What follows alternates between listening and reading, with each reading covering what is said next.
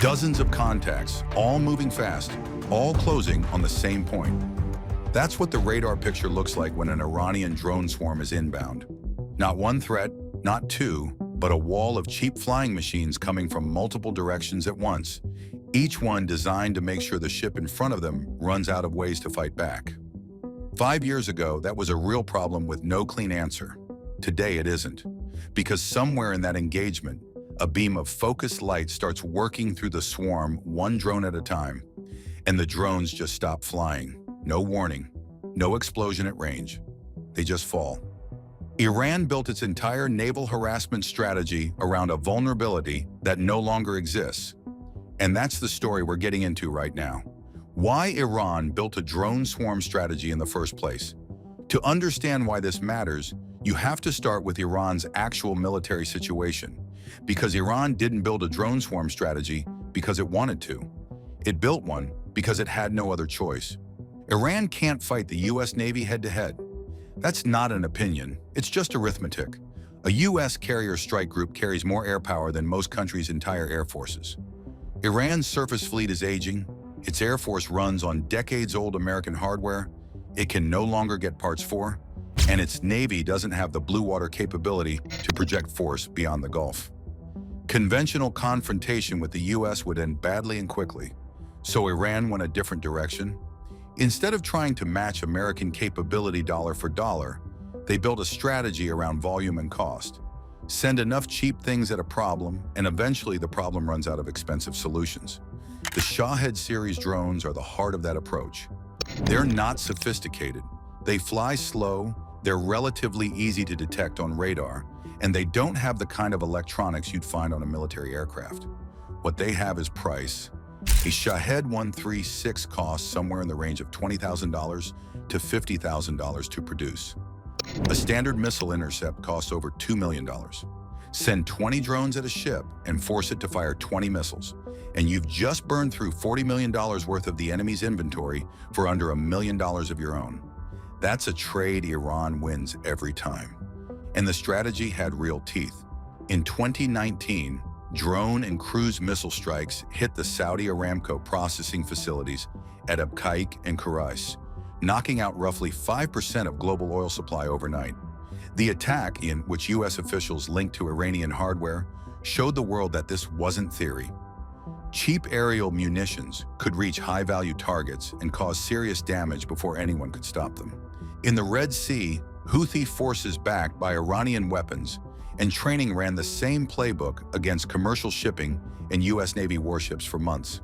The USS Carney alone fired over 100 interceptor missiles in a single deployment period, defending against drone and missile attacks. 100 missiles.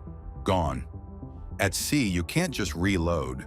A ship carries what it carries, and once the magazine runs low, the options get thin fast. That's the vulnerability Iran was targeting. Not the armor, not the sensors, not the crew, the inventory. Western navies are built around expensive precision weapons that you can only carry so many of, and Iran was betting it could keep sending cheap drones until those weapons ran out. For a while, the bet looked reasonable. Then the US Navy started putting a very different kind of weapon on its ships. What the US Navy's laser weapons actually are. The system the US Navy has been quietly putting on its surface ships is called Helios. High-energy laser with integrated optical dazzler and surveillance.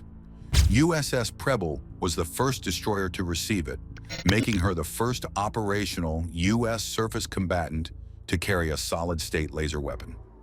Not a prototype sitting in a lab, not a test rig on a barge, a combat-ready system mounted on a warship operating in real threat environments. The physics behind it are simpler than you might expect. Helios focuses a high-powered beam of light onto a target and holds it there. The energy transfers into the surface material as heat, and it keeps building until something fails. The airframe warps, the engine seizes, the fuel ignites, or the electronics fry. There's no warhead, no shrapnel, no projectile traveling downrange. Just a sustained column of thermal energy moving at the speed of light, delivered precisely where the fire control system points it. What that means in practical terms is a cost per shot figure that sounds made up until you look at how the system actually works. Each firing costs roughly $1 in electricity. That's it. Compare that to the missile intercept costs we already covered, and you start to see why the Pentagon kept pushing this program even when early versions underperformed. The magazine situation is what really separates this from every other weapon on the ship. As long as the ship's power generators are running, the laser can keep firing. There's no reload, no resupply run, no hard limit on engagements per sortie. In a prolonged drone harassment campaign, exactly the kind Iran has been running in the Gulf, that's not a minor advantage. It's a structural one. Helios also isn't a single-mode weapon. At lower power settings, the dazzler function can blind the optical sensors on a surveillance drone without destroying it. Useful when the rules of engagement require a measured response. Step up the power and you can disable propulsion systems or cook the electronics without the airframe coming apart. Go to full power and you're burning through the drone itself.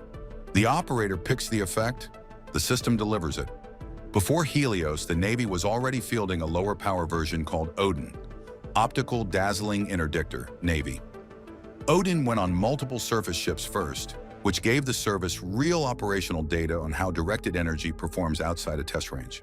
Humidity, sea spray, atmospheric turbulence, all of it affects how a laser beam holds together over distance, and you can't simulate that in a lab.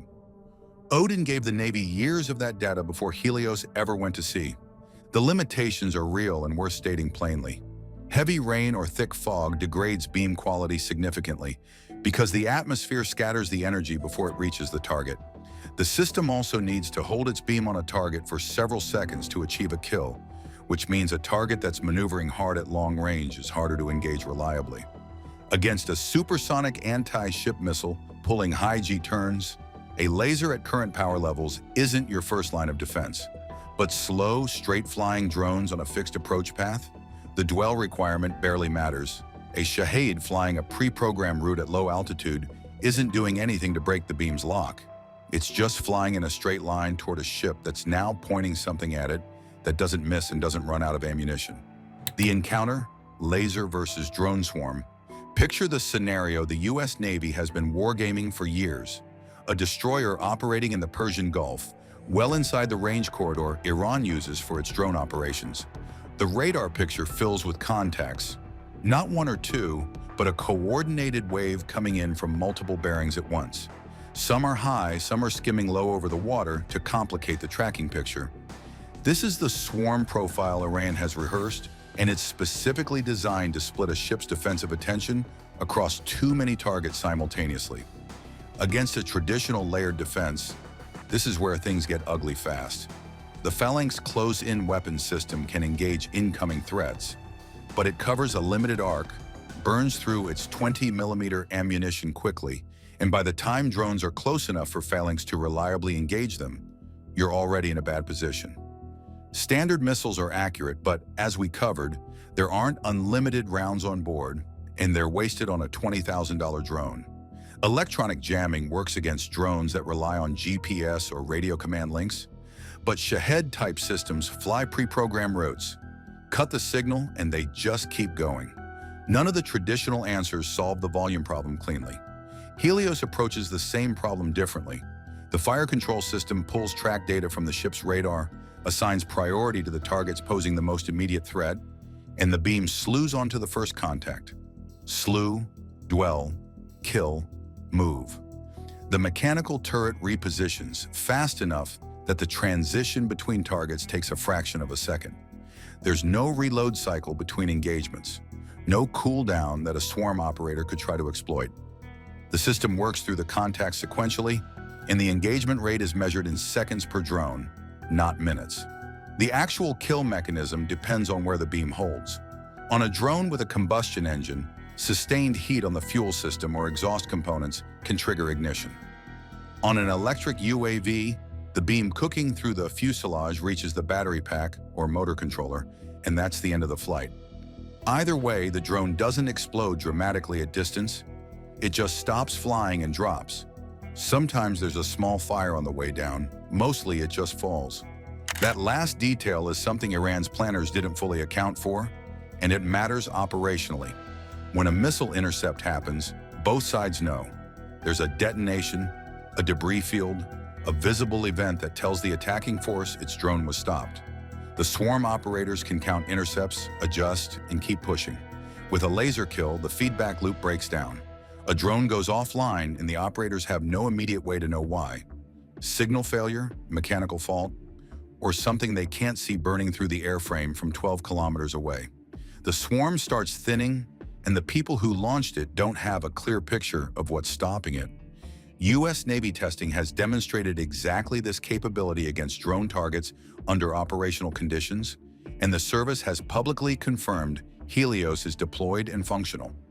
The Red Sea operations didn't just validate the threat picture, they put directed energy systems into a genuine combat environment for the first time, generating data on real-world performance that no test range can replicate. What Iran's operators would actually experience on the receiving end of a Helios engagement is a swarm that starts losing units with no obvious cause. No contrails, no explosion at range, no radio intercept of a missile launch command. Just drones going silent, one after another, while the ship they were sent to overwhelm keeps sailing. The swarm thins, the attack fails. And somewhere in an Iranian operations room, someone's trying to figure out what just happened to their strategy. What this means for Iran's strategy going forward. The math Iran built its doctrine on has flipped completely. A dollar defeating a $20,000 drone isn't a minor economic inconvenience. It's the entire logic of the swarm strategy running in reverse. Iran needed the cost exchange to work in its favor, and now it doesn't.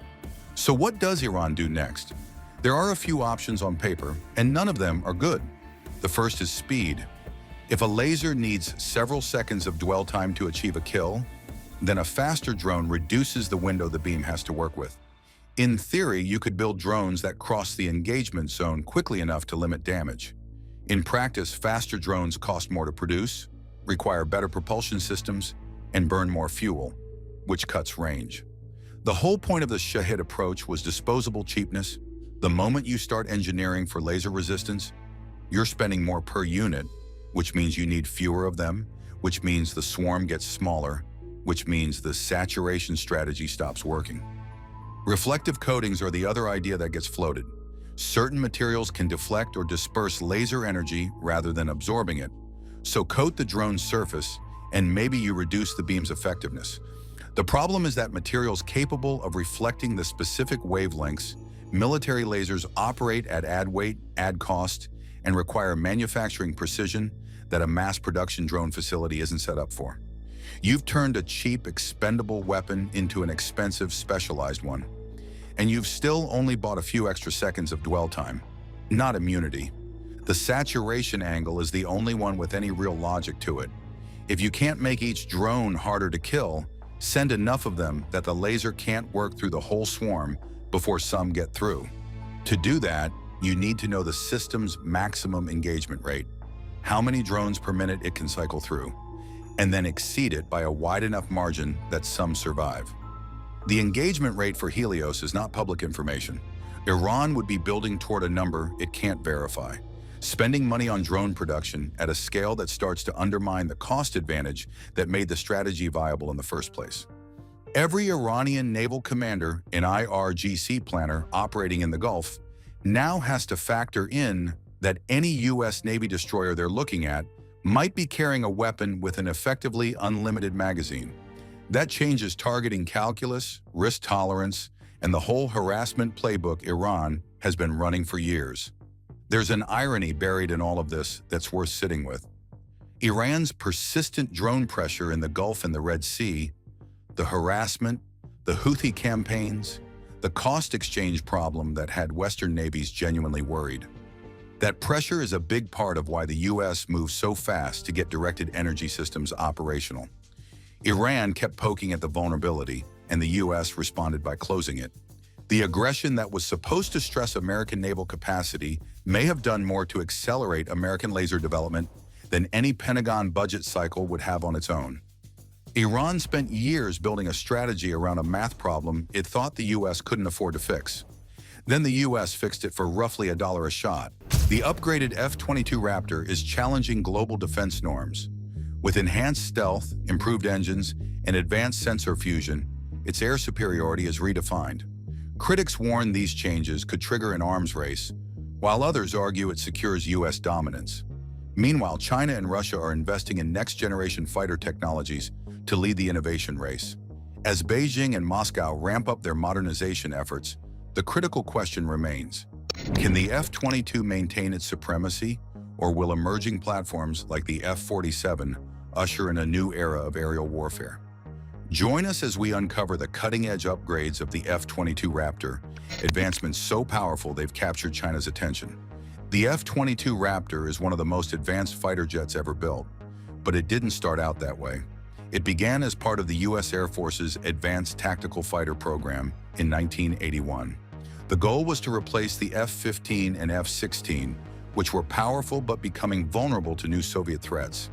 The Soviets were developing advanced missiles, airborne warning systems, and new fighters like the Su-27 and MiG-29, which could challenge U.S. air superiority.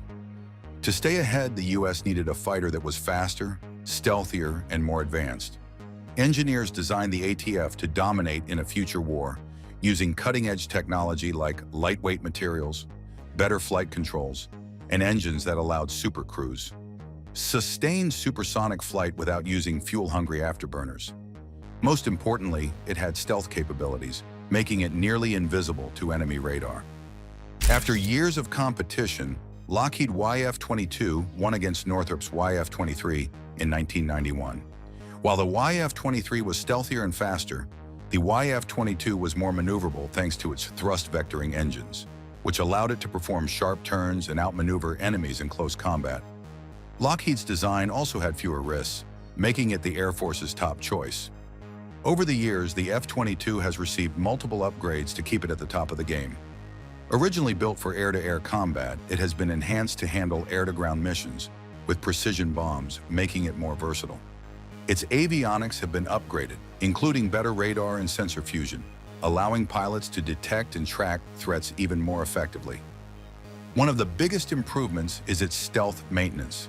When the F-22 first entered service, its stealth coatings required a lot of upkeep, but new materials have made it more durable and easier to maintain. This means less downtime and more time in the air, ready for action. The F-22's weapon systems have also been enhanced. It now uses improved AIM-9X Sidewinder missiles for short-range dogfights and AIM-120D AMRAAM missiles for long-range engagements. Additionally, new software upgrades have given it the ability to communicate better with other aircraft, improving its role in networked warfare. While the Air Force stopped producing the F-22 after building 186 jets, it has continued to receive technological upgrades. Some of these improvements come from lessons learned during the development of the upcoming next-generation air dominance fighter, and they have enhanced the fighter jet's ability to detect, track, and eliminate threats before they even know it's there. These technological upgrades have significantly strengthened one of the F-22's most critical advantages, its radar and sensor systems.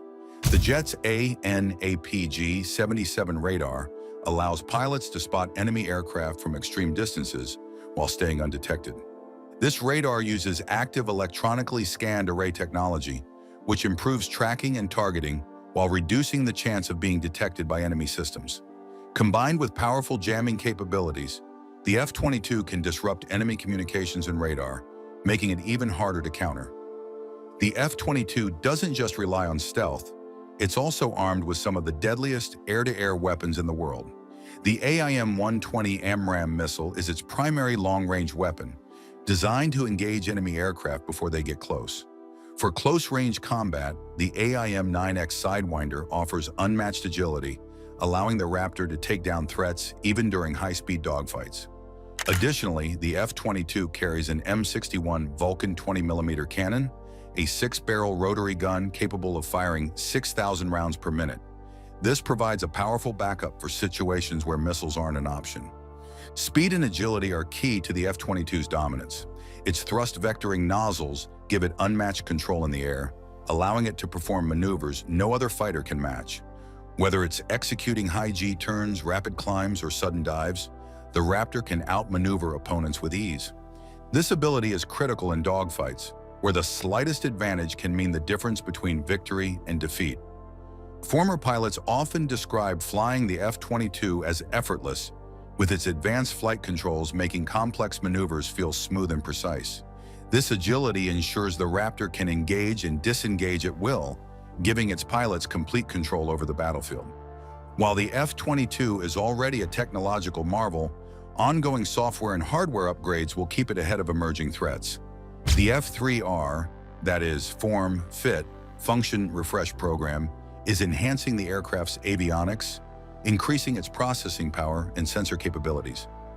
These improvements will make the Raptor even deadlier, allowing it to integrate with next-generation systems and unmanned drones in future combat scenarios. The Air Force is also working on engine enhancements to boost efficiency and power, ensuring the Raptor remains capable of supersonic speeds without afterburners. These updates will extend the F-22's operational life, keeping it in service for years to come.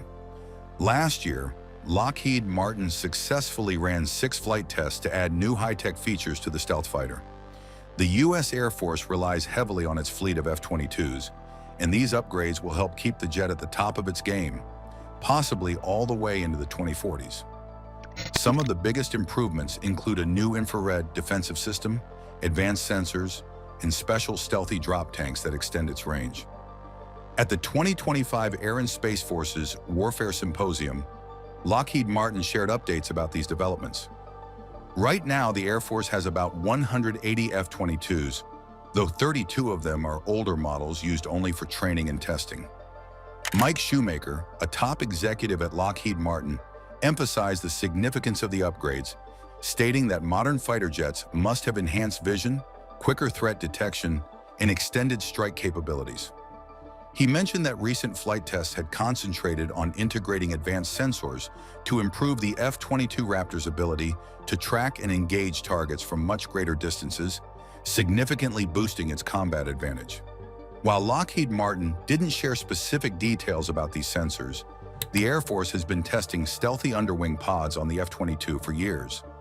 Many experts believe these pods house an advanced infrared search and track system, which would allow the Raptor to detect enemy aircraft without using radar, perfect for staying hidden while hunting down threats.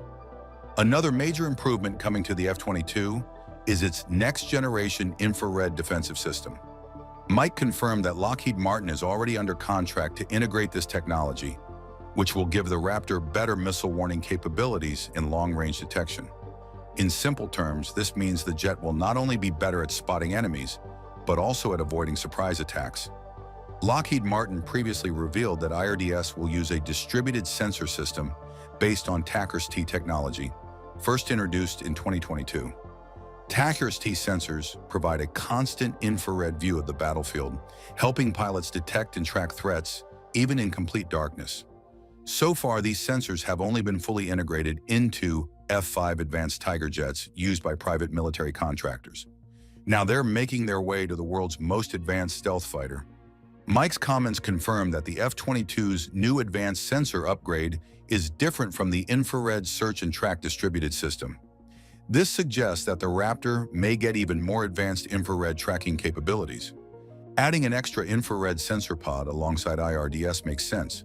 Traditional IRST systems, whether built into jets or carried as external pods, typically use large, swiveling sensors to track targets from different angles.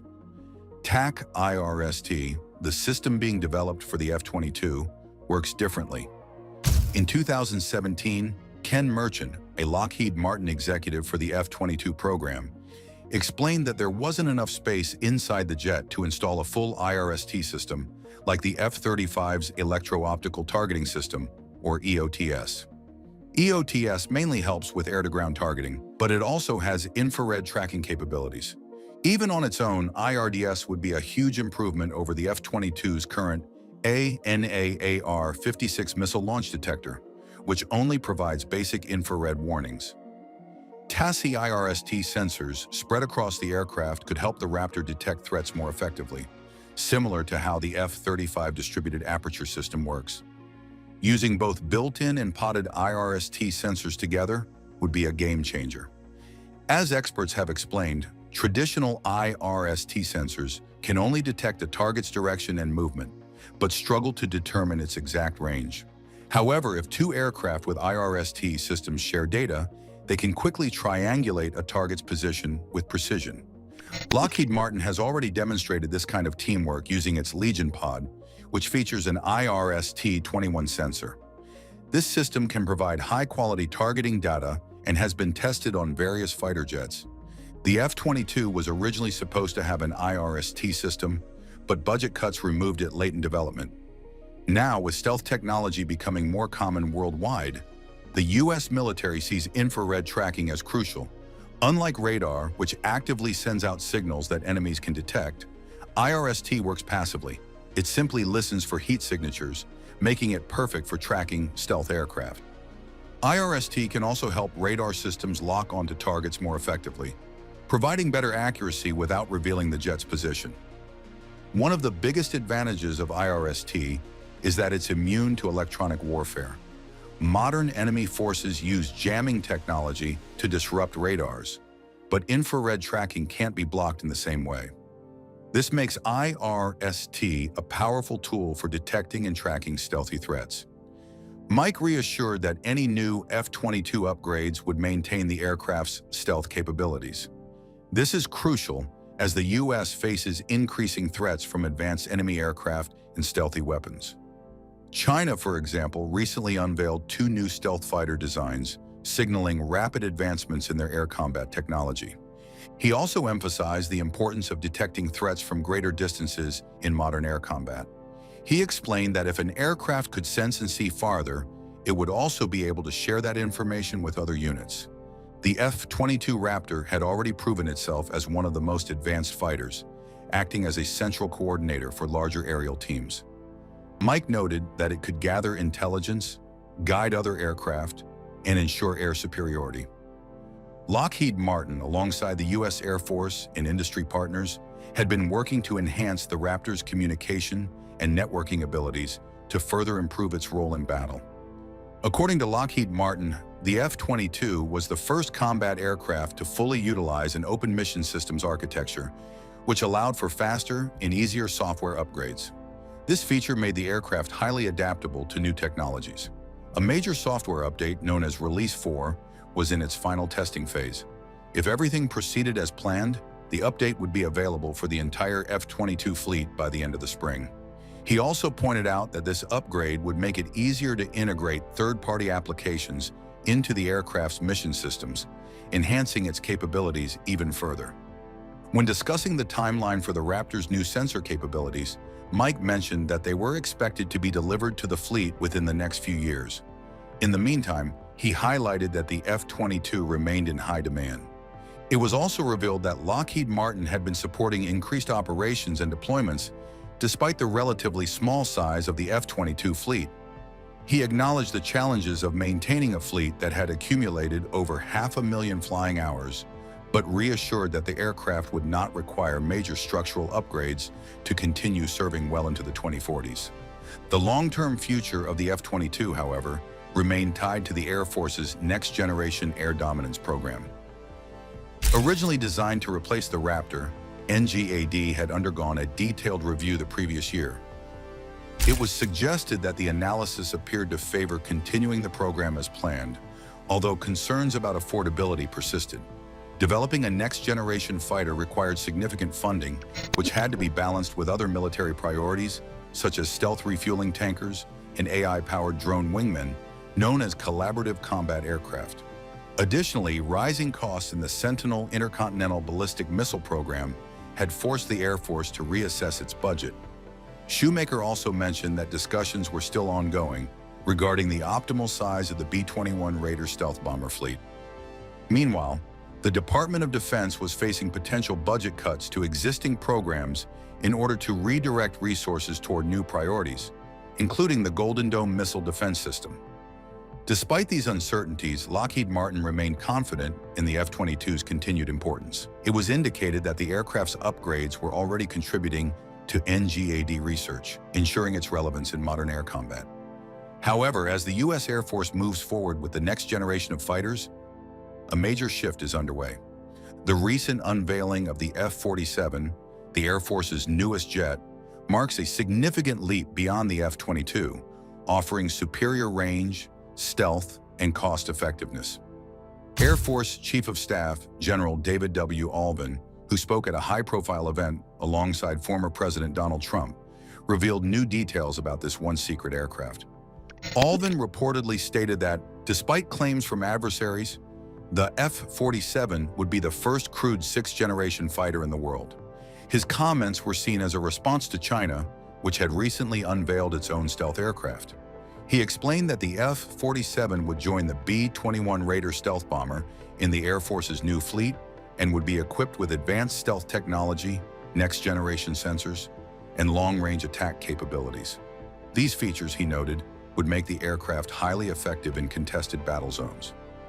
Although the Air Force did not reveal all details about the F-47, the concept images released showed notable design differences compared to previous fifth-generation fighters like the F-22 and F-35.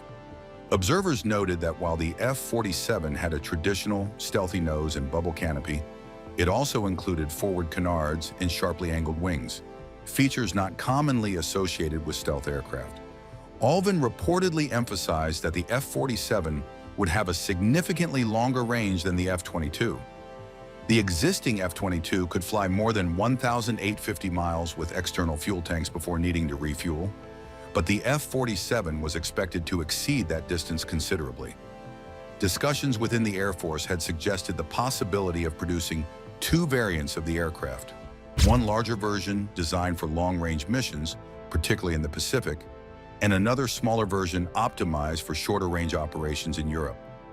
According to the Air Force, the F-47 represents a major leap forward and had been designed with a modular system that would allow it to be upgraded over time. Officials expressed confidence that this approach would ensure the aircraft remained effective for decades. Alvin further explained that for the past 5 years, the Air Force had been testing NGAD technologies using experimental X-planes. These test aircraft had flown hundreds of hours, helping engineers refine advanced systems and accelerate the development process. He stated that this extensive testing had allowed them to push the limits of technology and bring the fighter into service more quickly than previous programs. He also reportedly expressed confidence that the F-47 would be operational within former President Trump's administration, which would last until January 2029. Comparisons were made to the F-22, which took 6 years to progress from selection in 1991 to its first production flight. It was also noted that references to NGAD test flights had surfaced as early as 2020. However, former Air Force Secretary Frank Kendall had later revealed that prototype flights had likely taken place even earlier, possibly in the mid-2010s. One of the biggest issues with the F-22 was its cost. While the basic construction of each jet cost around $140 million, once research, development, and other expenses were included, the price soared to about $350 million per aircraft. Now, with the Next Generation Air Dominance program, the Air Force plans to field between 220 and 250 advanced fighters. The F-47, a product of this effort, is expected to be a game-changer. Unlike older stealth aircraft, which required extensive maintenance to keep their radar-evading surfaces intact, the F-47 will feature a more durable design, reducing downtime and making it combat-ready more often. This design philosophy follows lessons learned from the new B-21 Raider bomber, which was built to fly frequently without excessive maintenance. The F-47 is also built for adaptability. Thanks to digital engineering and an open systems approach, its software, sensors, and mission equipment can be upgraded quickly and easily. It will also need fewer crew members and ground support to operate, making it more flexible in real-world missions. Boeing won the contract to develop the F-47, which will now enter its engineering and testing phase. Initially, a small number of test aircraft will be produced, with options for further production later. Boeing stated that this fighter will continue its legacy of building some of the most famous aircraft in U.S. history, including the P-51 Mustang, F-15 Eagle, and F/A-18 Hornet. The decision to select Boeing over Lockheed Martin was surprising to some. Boeing has faced issues with several military projects, such as the KC-46 tanker and T-7 trainer, resulting in significant cost overruns. Meanwhile, Lockheed, the maker of the F-22 and F-35, has struggled with delays in upgrading the F-35's technology and managing its high maintenance costs. However, the Air Force has not publicly shared the reasons behind its choice. Despite the debates surrounding the selection process, the Air Force remains focused on ensuring air superiority. The next-generation fighter is expected to dominate the skies, keeping the U.S. ahead of threats for decades. Meanwhile, the F-22 will remain a key part of the USF's fleet, benefiting from upgrades until its eventual replacement by the Boeing F-47, ensuring continued air superiority well into the future. The U.S. Air Force has tried to retire the Warthog for years, but it is still flying combat missions today.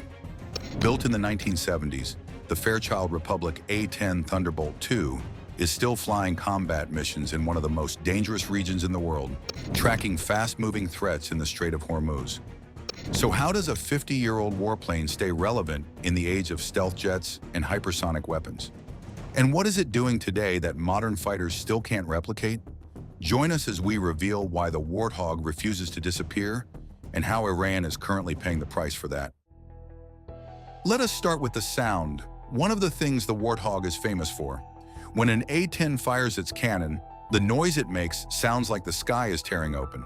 A deep, violent, mechanical roar that lasts less than 2 seconds but feels like it goes on forever. Pilots who have heard it from the cockpit describe it as unlike anything else in aviation. Ground troops who have heard it from below describe something closer to relief, the particular kind of relief that comes from knowing that whatever was about to harm you is no longer a threat. That sound is the GAU-8 Avenger, a 30mm rotary cannon that is not just a weapon mounted on an aircraft. It is the reason the aircraft exists in the first place. The A-10's entire airframe was designed around the GAU-8. The aircraft was built to carry that gun into battle, and every other design decision, the engines, the wings, the cockpit, and the landing gear were made in service of that central function. The GAU-8 fires at a rate of 3,900 rounds per minute. Its average recoil force is 10,000 pounds, which is slightly more than the thrust output of each of the A-10's 2 engines. The rounds it fires are accurate enough to put 80% of shots within a 40-foot diameter circle from 4,000 feet while the aircraft is in flight. In a world that increasingly debates whether human pilots are even necessary, where the conversation is dominated by stealth, hypersonics, and artificial intelligence, the A-10 is the most stubbornly analog weapon in the American arsenal. It flies low and slow. It gets close to things and shoots them with a cannon until they stop being a threat. That is not a philosophy that fits neatly into a PowerPoint about 6th-generation air dominance. But it turns out that philosophy is devastatingly effective in the specific conditions where Iran decided to pick a fight. To understand why the Warthog is in the Middle East right now, let's go back to the beginning and understand what this aircraft was actually built to do. The A-10 was born from a very specific fear. In the 1960s and 70s, American military planners looked at the Soviet Union's massive tank force and asked a deeply uncomfortable question. If the Red Army rolls into Western Europe, what stops it?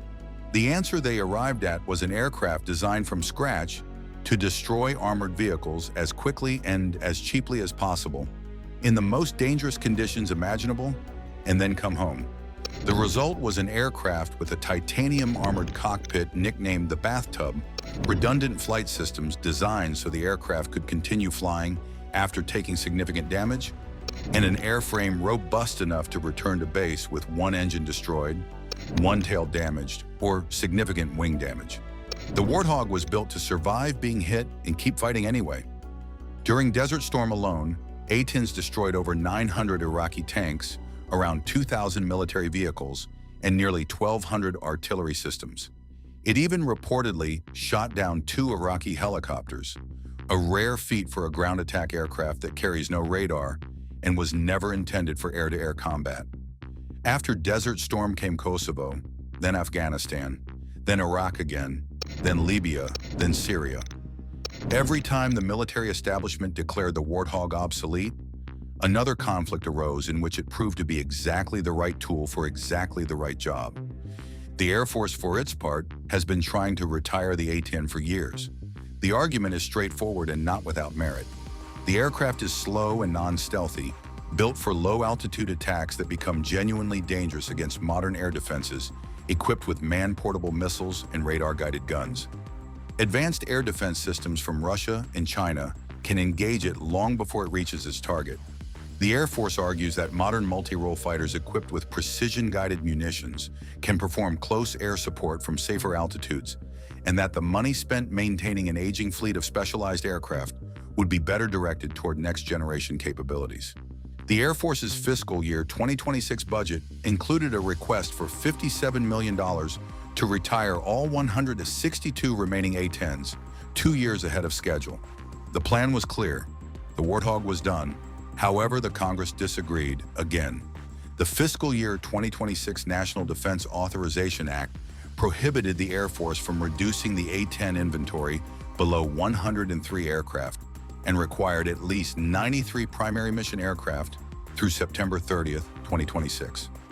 Any further reduction required a unit-by-unit waiver process, a 30-day notification period, and a multi-year transition plan covering 2027 through 2029, mandated by March 31st, 2026. Congress essentially looked at the Air Force's retirement plan and said no. Keep the Warthog flying. And then, less than 3 months later, Operation Epic Fury began, and the aircraft that was supposed to be in the process of being retired found itself in the opening wave of the largest American military campaign in the Middle East in over 2 decades. U.S. Central Command confirmed that 10 Thunderbolt II aircraft were employed during the first 48 hours of Operation Epic Fury against Iranian targets, integrated into the initial strike wave from the very beginning of the campaign, not called in as backup, not deployed as an afterthought, in the opening salvos. The first official images CENTCOM released of the A-10 in action during Epic Fury told a story about the variety of threats it was being sent to handle. The aircraft were carrying a mixed loadout: AGM-65 Maverick air-to-surface guided missiles, LAU-131 rocket pods loaded with laser-guided rockets, AIM-9 Sidewinder air-to-air missiles for self-defense, a Lightning targeting pod for precision identification of targets, and a 600-gallon external fuel tank for extended loiter time. That loadout tells you something important about the threat environment in Epic Fury. The Maverick missiles are for armored targets and hardened positions. The laser-guided rockets are versatile precision weapons that can engage small, fast-moving threats at relatively low cost. The Sidewinders suggest the possibility of engaging Iranian drones in the air, which have become a significant threat across the region. And the 600-gallon fuel tank says that whoever loaded this aircraft expected it to stay airborne over the target area for a long time, ready to respond to whatever emerged. CENTCOM emphasized precisely this capability in the statement accompanying the A-10 imagery. The aircraft can remain on station for hours, standing ready to execute a mission whenever needed. That word, loiter, is the one that appears again and again in every discussion of why the A-10 remains relevant.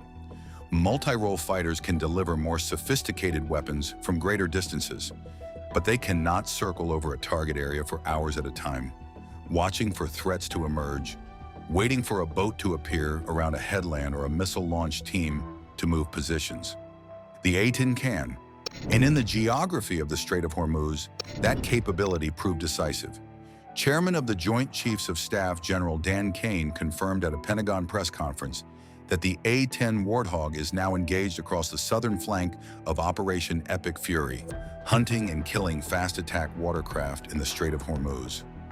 The Strait of Hormuz is one of the most strategically important bodies of water on Earth. Roughly 20% of the world's daily oil supply transits the strait. Iran has long maintained a strategy of threatening to close the strait to shipping in any serious conflict, using swarms of fast attack boats, mines, and coastal missiles to make passage too dangerous for commercial vessels. It is an asymmetric threat that does not require Iran to defeat the U.S. Navy in a conventional sense. It just needs to make insurance companies decide that sending tankers through the strait is too risky. The economic disruption that follows can be devastating for regional states, for global energy markets, and for any American effort to sustain regional alliances.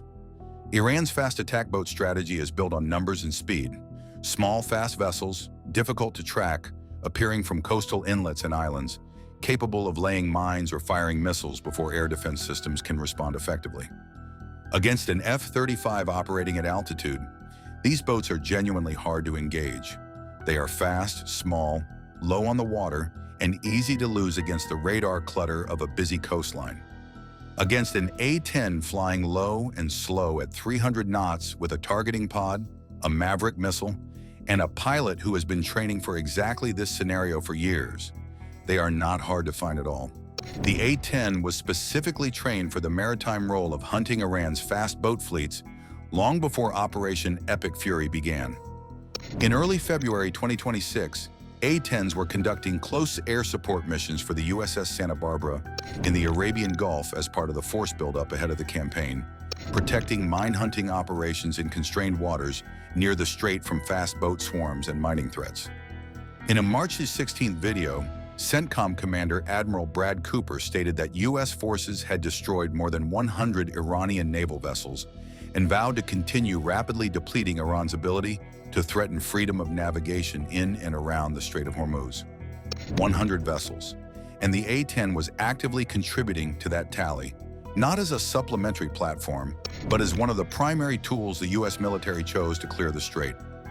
A-10s were also spotted with Sidewinder missiles engaging Shahed-type Iranian drones during counter-unmanned aerial systems missions, an air-to-air role that nobody designed the Warthog for, but which pilots have adapted to over years of operational deployment in environments flooded with cheap Iranian drones.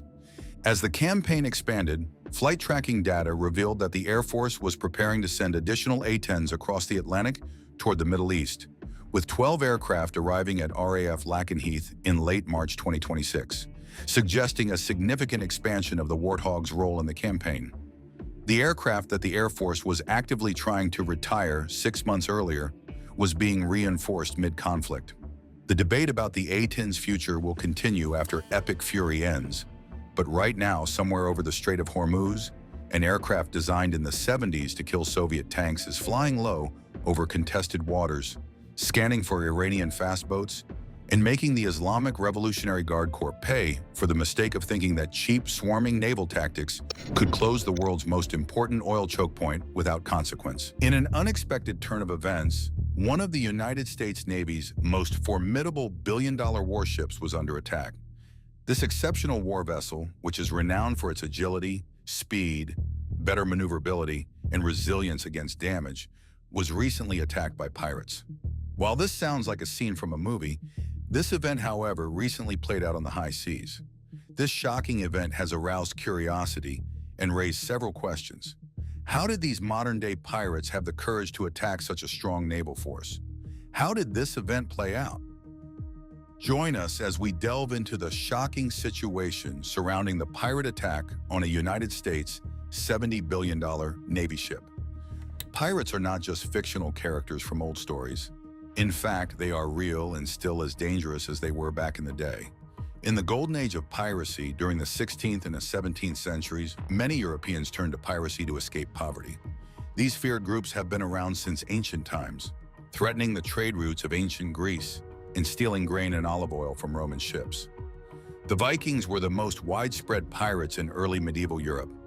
Many of the most well-known pirates were feared and showed their scary reputation by flying creepy flags, like the Jolly Roger with its skull and crossbones. Captives were often said to be made to walk the plank, though this wasn't as common in reality. Most victims were probably just thrown overboard. Between 1650 and 1720, thousands of pirates were active, and this period is often called the Golden Age of piracy. Famous pirates from this time include Henry Morgan, William Captain Kidd, Calico Jack Rackham, Bartholomew Roberts, and the infamous Blackbeard.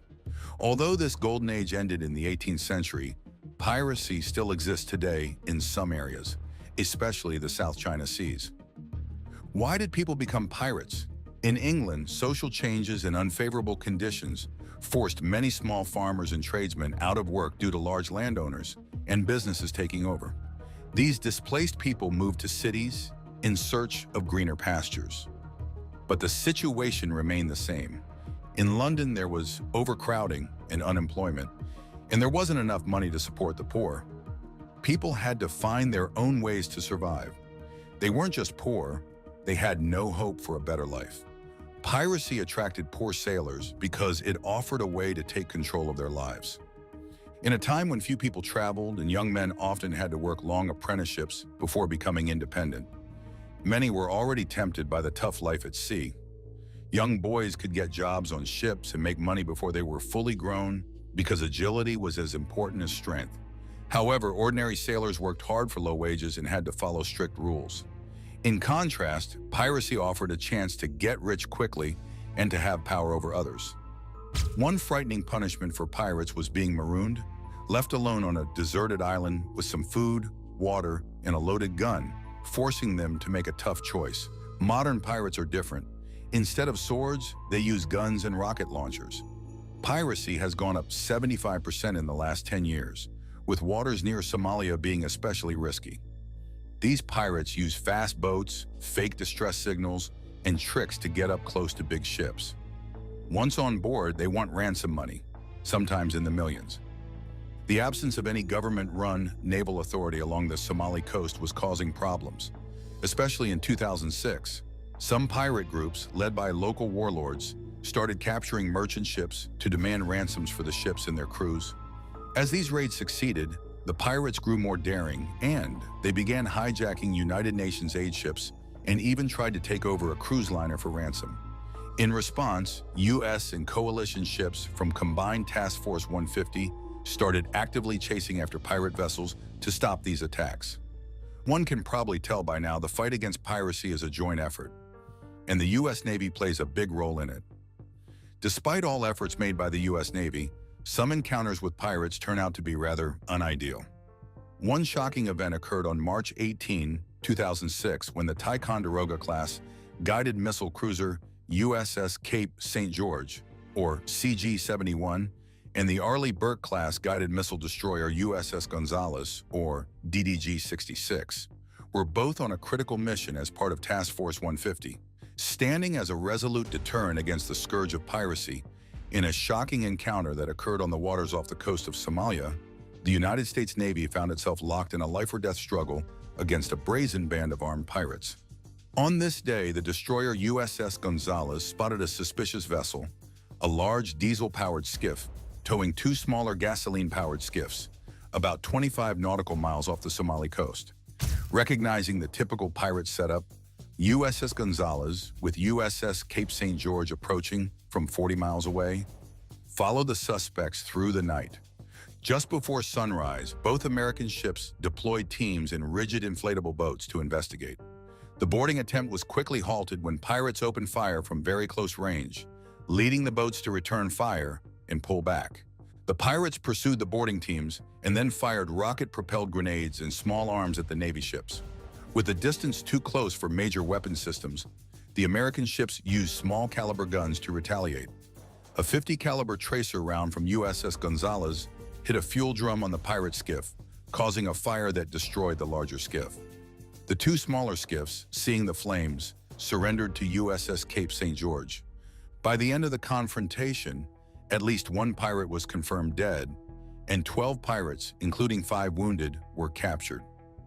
A spokesperson for the Somali pirate militia claimed that 27 pirates had been sent out as Coast Guardsmen for the largely lawless region. USS Cape St. George sustained minor damage, but no United States forces were injured. After the fight, the Dutch support ship HNLMS Amsterdam came to help with medical care for the injured. The 2 U.S. ships then went back to their mission. The United States government decided not to prosecute the captured pirates for piracy. Instead, they were sent back home over a few months, with some needing special medical care on U.S. and coalition warships due to their injuries. Another event occurred on November 26, when 5 Somali pirates boarded the MV Central Park while it was sailing through the Gulf of Aden, trying to hijack the tanker. However, nearly 24 crew members managed to lock themselves in a secure room called the Citadel, which is designed to protect them during pirate attacks. The Central Park sent out a distress signal, prompting the USS Mason and a Japanese warship to come to the rescue. When they arrived, they demanded that the pirates release the vessel. The pirates tried to escape in a small boat, But an MH-60 helicopter from the Mason chased them down and fired warning shots to stop them. The sailors from the Mason boarded the boat, searched it, and detained the pirates. This was the first time in 5 years that a Navy VBSS operation led to the capture of pirates. With the pirates secured, the Mason then helped the crew in the Central Park. The pirates had damaged the Citadel's door so badly that it couldn't be opened from either side. The American sailors had to find extra tools to break in and rescue the crew, who would have been trapped in the room otherwise. Soon after, the Mason detected incoming anti-ship ballistic missiles. It's not clear if the missiles were aimed specifically at the coalition ships, the Central Park, or if it was a separate issue. The missiles eventually landed in the water several miles away. After the water became calm, Smith, one of the crew, felt reassured and confident in the fact that the Mason's training and ability to detect threats were effective. He also noted that the missiles were a chance for the Navy to test and improve its readiness for future situations. Soon after the Central Park incident, anti-ship ballistic missiles became a familiar threat to Navy warships defending merchant shipping lanes in the Red Sea and Gulf of Aden. For the pirates, the defeat, however, did not dissuade them from their activities. And the shocking part is that pirates are constantly evolving their tactics. They employ various strategies to maximize their success and evade detection. These emerging tactics include the use of motherships to extend their reach. They also hijack fishing vessels for piracy operations, take advantage of the jurisdictional challenges in international waters, and even hack into shipping company systems to gather intelligence or disrupt operations. The pirates are indeed a threat that needs to be eradicated to ensure the safety of vessels. Even though naval operations are the main way to fight piracy in the Gulf of Aden and the Arabian Sea, it is becoming clear that they are not enough on their own. The area where Somali pirates operate is so large that it's hard for naval ships to cover it all effectively. With about 25 naval ships patrolling over 1.1 million square nautical miles, each ship handles around 44,000 square miles. Pirates often move to areas that aren't being patrolled when naval forces are around. Understanding the challenges, a range of exciting new strategies to fight piracy have been put forward. Some of these new strategies involve the use of drones, providing round-the-clock surveillance from the sky, or sophisticated financial tracking tools that follow the money trail to cut off pirate funding. Plus, cracking down on convicted pirates with strict penalties serves as a powerful warning to others. The United States Navy is also leading the charge with unmanned surface vehicles that glide across the water on their own, programmed to patrol and perform tasks without a crew. These advanced approaches are set to enhance maritime security and stay one step ahead of pirates. Fighting piracy is quite hard. There are Navy patrols and onboard security, but most sailors finish their trips safely. With pirates posing a grave threat to maritime trade and the safety of seafarers, the U.S. Navy has developed a multifaceted approach to combat this age-old scourge. One of the main tactics the Navy uses against threats is non-lethal deterrence. A common non-lethal weapon in the maritime industry is the water cannon, which works well against pirates. This device shoots a strong stream of water, stopping pirates from boarding merchant ships. It can also quickly fill pirate boats with water, making it hard for them to move. Another important strategy that is used by the United States Navy is enhanced ship hardening. This means naval and commercial ships are equipped with physical defenses to make it harder for pirates to board. These defenses include razor wire, anti-climbing barriers, reinforced doors, and fortified safe rooms, which create tough obstacles for pirates trying to get on board and steal valuable cargo. The U.S. Navy also promotes best management practices in the shipping industry. These practices include keeping ships moving at high speeds, running anti-piracy drills, having lookouts, and having plans for safe rooms. Following these guidelines would help ships be better prepared and less likely to be attacked by pirates.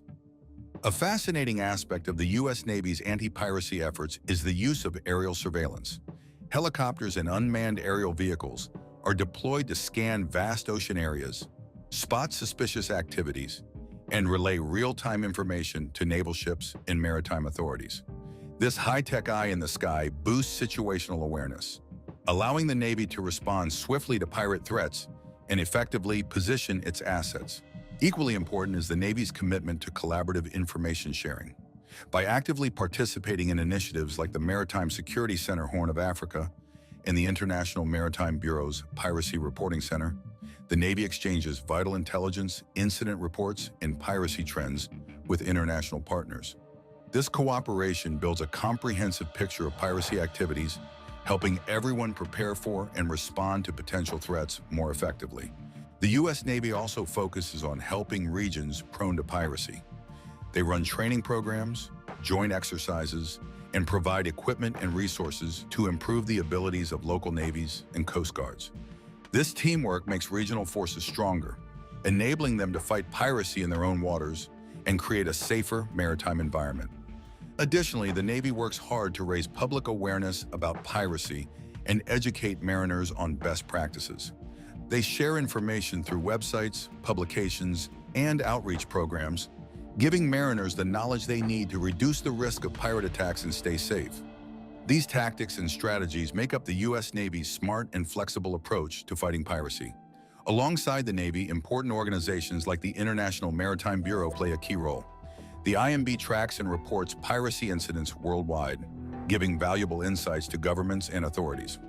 The United Nations has also stepped up with the United Nations Convention on the Law of the Sea, which sets up a global legal framework to tackle piracy. UNCL requires countries to work together to catch and prosecute pirates, no matter where they are from or where their crimes occur. And then there's Combined Task Force 150, or CTF 150. This multinational naval task force works under the Combined Maritime Forces and focuses on improving maritime security in the Gulf of Aden, the Arabian Sea, and the Indian Ocean. CTF 150 tackles terrorism, piracy, and smuggling while promoting a safe maritime environment. Various countries contribute warships, aircraft, and personnel to this task force, working together to patrol, survey, and respond to threats in these important waters. Also, a USV, or unmanned surface vehicle, can be used to patrol an area almost all the time, allowing it to quickly respond and warn ships before pirates attack. The electronic data collected by USVs can help naval units at sea and be used in legal cases later. This reduces risk to human personnel as USVs operate in high-risk areas, allowing operators to maintain a safe distance from potential pirate encounters and mitigating the risk of harm or hostage situations.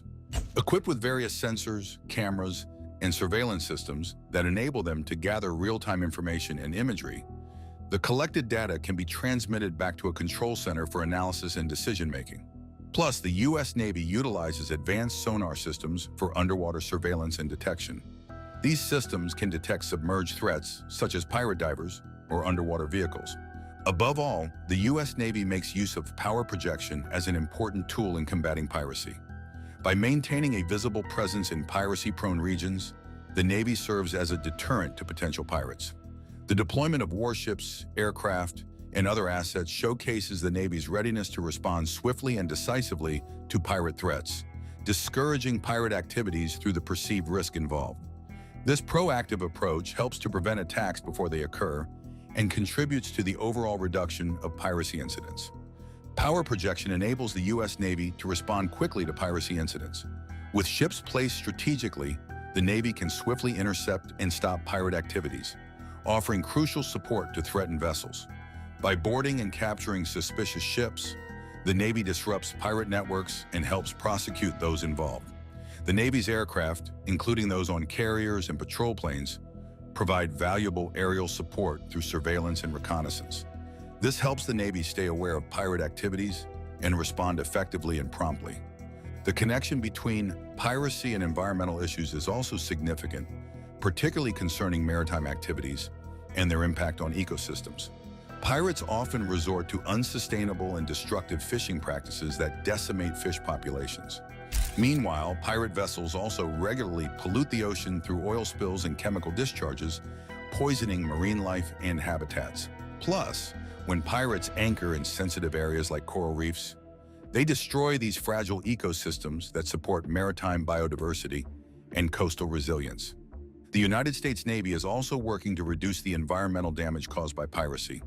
Along with tackling pirates at sea, Navy patrols aim to stop illegal activities that harm the ocean and destroy delicate marine habitats. By securing coastlines and key shipping routes, The Navy supports sustainable fishing, shipping, and offshore resource extraction, all of which rely on healthy oceans. In protecting marine environments from pirates, the Navy helps preserve biodiversity, strengthen coastal areas, and support sustainable economies, benefiting not just the U.S. but the whole world. The Navy's mission goes beyond protecting ships. It also involves caring for the health of the seas.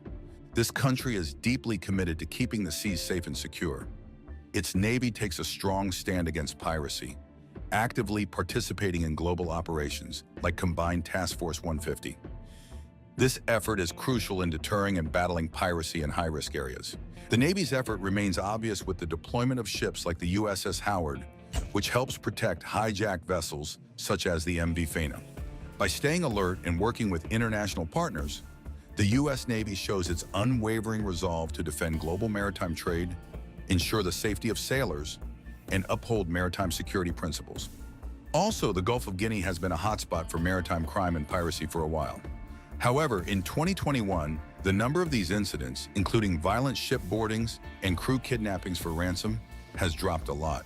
This decrease is good news, but some people now say the risk to commercial operations in the area has also gone down.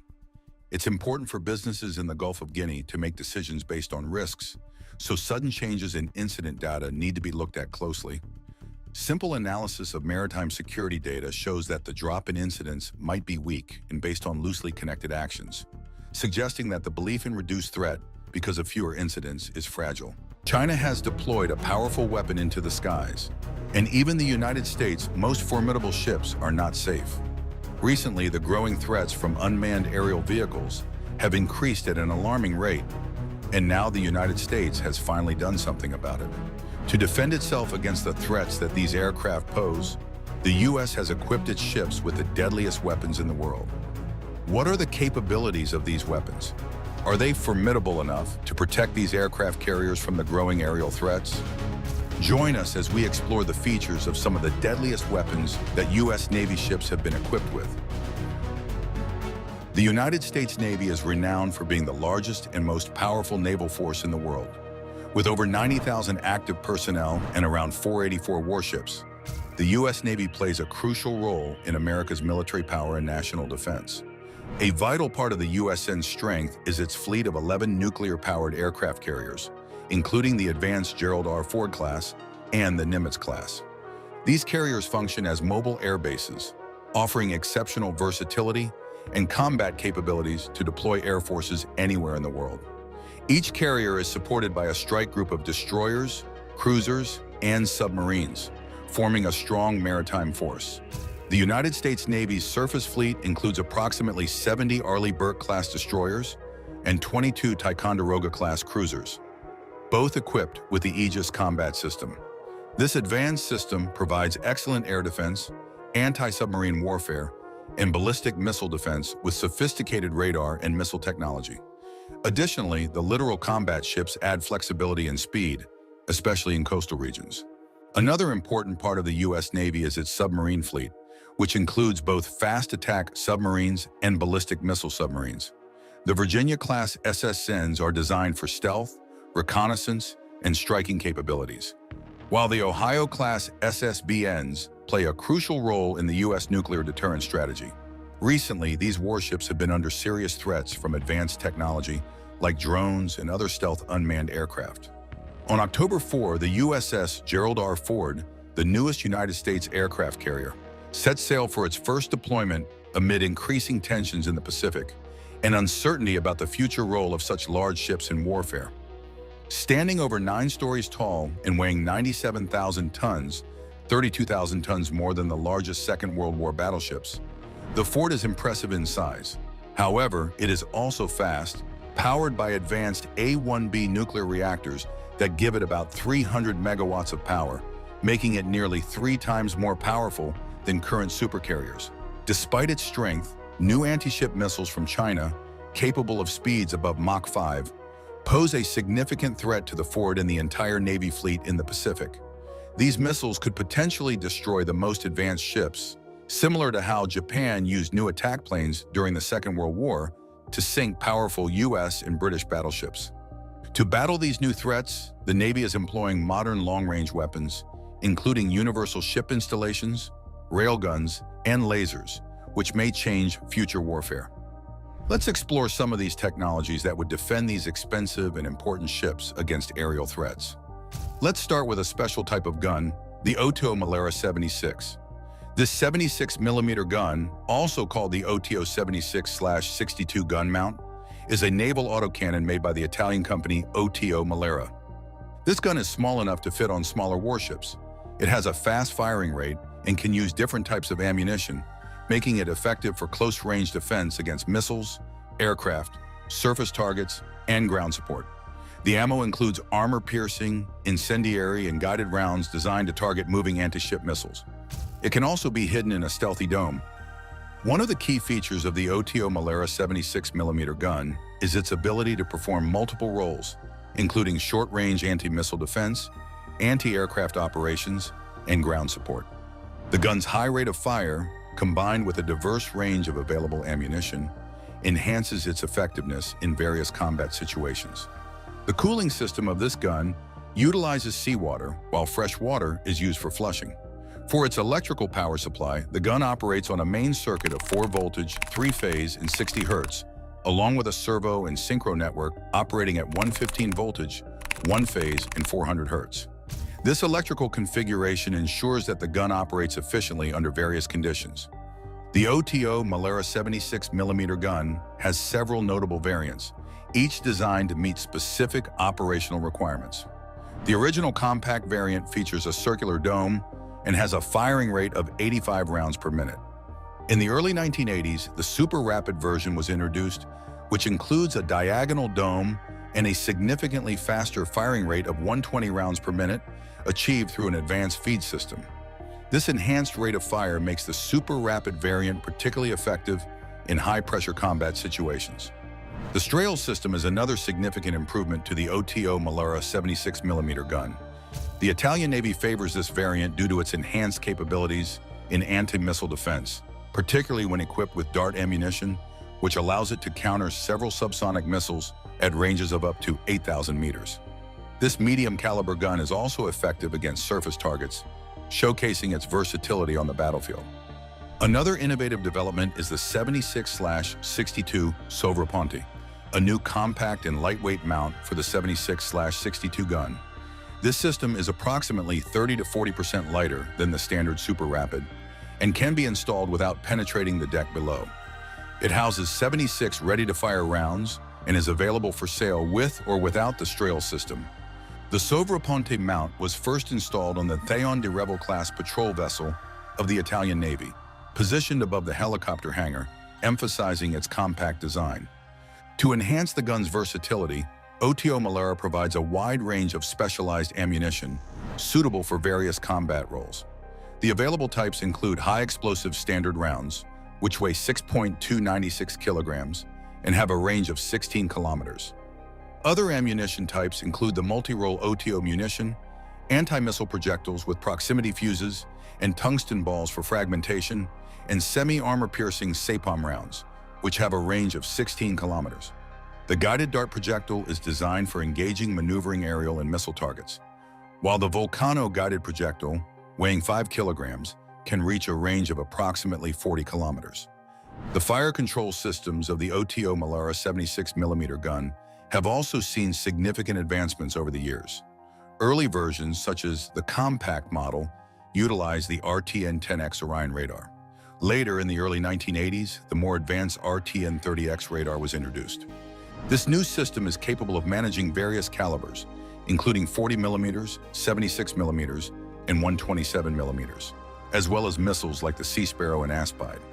The RTN-30X system first enters service with the Italian Navy on the Garibaldi cruiser and has since been equipped on numerous destroyers and frigates. The OTO Malera 76mm gun is a versatile and widely adopted naval autocannon that has undergone significant evolution since its inception, with its various models, including the Compact, Super Rapid, and Sovraponte, along with an extensive range of ammunition and advanced fire control systems. The gun remains a crucial asset for modern naval forces. Its ability to perform multiple roles, combined with innovative design features, ensures that it will continue to play a vital role in naval operations for years to come. Another weapon is the Phalanx CIWS. It is an automatic gun system used to protect military ships from threats like aircraft, missiles, and small boats. It was designed by General Dynamics, now part of Raytheon. The system features a radar-guided 20mm Vulcan cannon that can swivel to target incoming threats. The Phalanx is used by the U.S. Navy and 15 other countries, being deployed on almost all U.S. surface combat ships except the Zumwalt-class destroyer and San Antonio-class amphibious transport dock. Other users include the British Royal Navy, the Royal Australian Navy, the Royal New Zealand Navy, the Royal Canadian Navy, and the U.S. Coast Guard. A land version called the LPWS, or Land Phalanx Weapon System, was created as part of the counter-rocket, artillery, and mortar system. It was used to defend against rocket, artillery, and mortar attacks during the U.S. withdrawal from Afghanistan in 2021. The U.S. Navy also uses the CRAM system, which combines the RIM-116 rolling airframe missile with sensors similar to those in the Phalanx. It was developed as a last line of defense against incoming threats, including anti-ship missiles, aircraft, and small boats. The first prototype was tested by the U.S. Navy on the destroyer leader USS King in 1973. After improvements were made for better performance and reliability, the Phalanx operational suitability model passed its tests on the destroyer USS Bigelow in 1977. This model met all maintenance and reliability standards, leading to its production approval in 1978. The first orders included 23 for the U.S. Navy and 14 for foreign military systems. The first fully equipped ship was the aircraft carrier USS Coral Sea in 1980, and the Navy began installing CIWS systems on non-combatant vessels in 1984. The Phalanx system is built around the 20mm M61 Vulcan rotary cannon, which the U.S. military has used on different aircraft since 1959. It uses a Ku-band fire control radar system to find and track targets. The system is mounted on a base that can quickly move up and down and side to side to follow incoming threats. This unit includes the gun, an automated fire control system, and other main parts, allowing it to automatically search for, detect, track, and engage targets using its computer-controlled radar. Its self-contained design makes it perfect for support ships, which usually don't have advanced targeting systems and have limited sensors. Phalanx CIWS units are sometimes nicknamed R2-D2 because of their round radar shape and automated function, resembling the droid from the Star Wars movies. In April 2017, Raytheon tested a new electric gun for the Phalanx, allowing it to fire at different rates to save ammunition. This new design replaces the pneumatic motor, compressor, and storage tanks, reducing the system's weight by 180 pounds while improving reliability and lowering operating costs. The United States has also invested in futuristic weapons to make these aircraft carriers more formidable. Some of these weapons include railguns and even laser weapons. A railgun, also known as a rail cannon, is a type of weapon that uses electromagnetic force to shoot projectiles at very high speeds. Unlike traditional weapons, the projectiles usually do not have explosives. Instead, they rely on their high kinetic energy to cause damage. A railgun has two parallel metal tracks and uses an electrical current to accelerate a sliding piece between them. This works similarly to how a homopolar motor operates. As of 2020, research has focused on using railguns as weapons because they can launch projectiles with much higher speeds compared to regular guns. Traditional guns can typically shoot projectiles at speeds up to about 2 kilometers per second, while railguns can easily reach speeds over 3 kilometers per second. This higher speed can give railgun projectiles a longer range and more destructive power, which depends on their kinetic energy when they hit a target. Since railguns do not need explosive propellants, the projectiles are also cheaper and safer to handle. However, railguns are still mostly in the research phase, despite many years of development. It is unclear if they will become practical military weapons soon.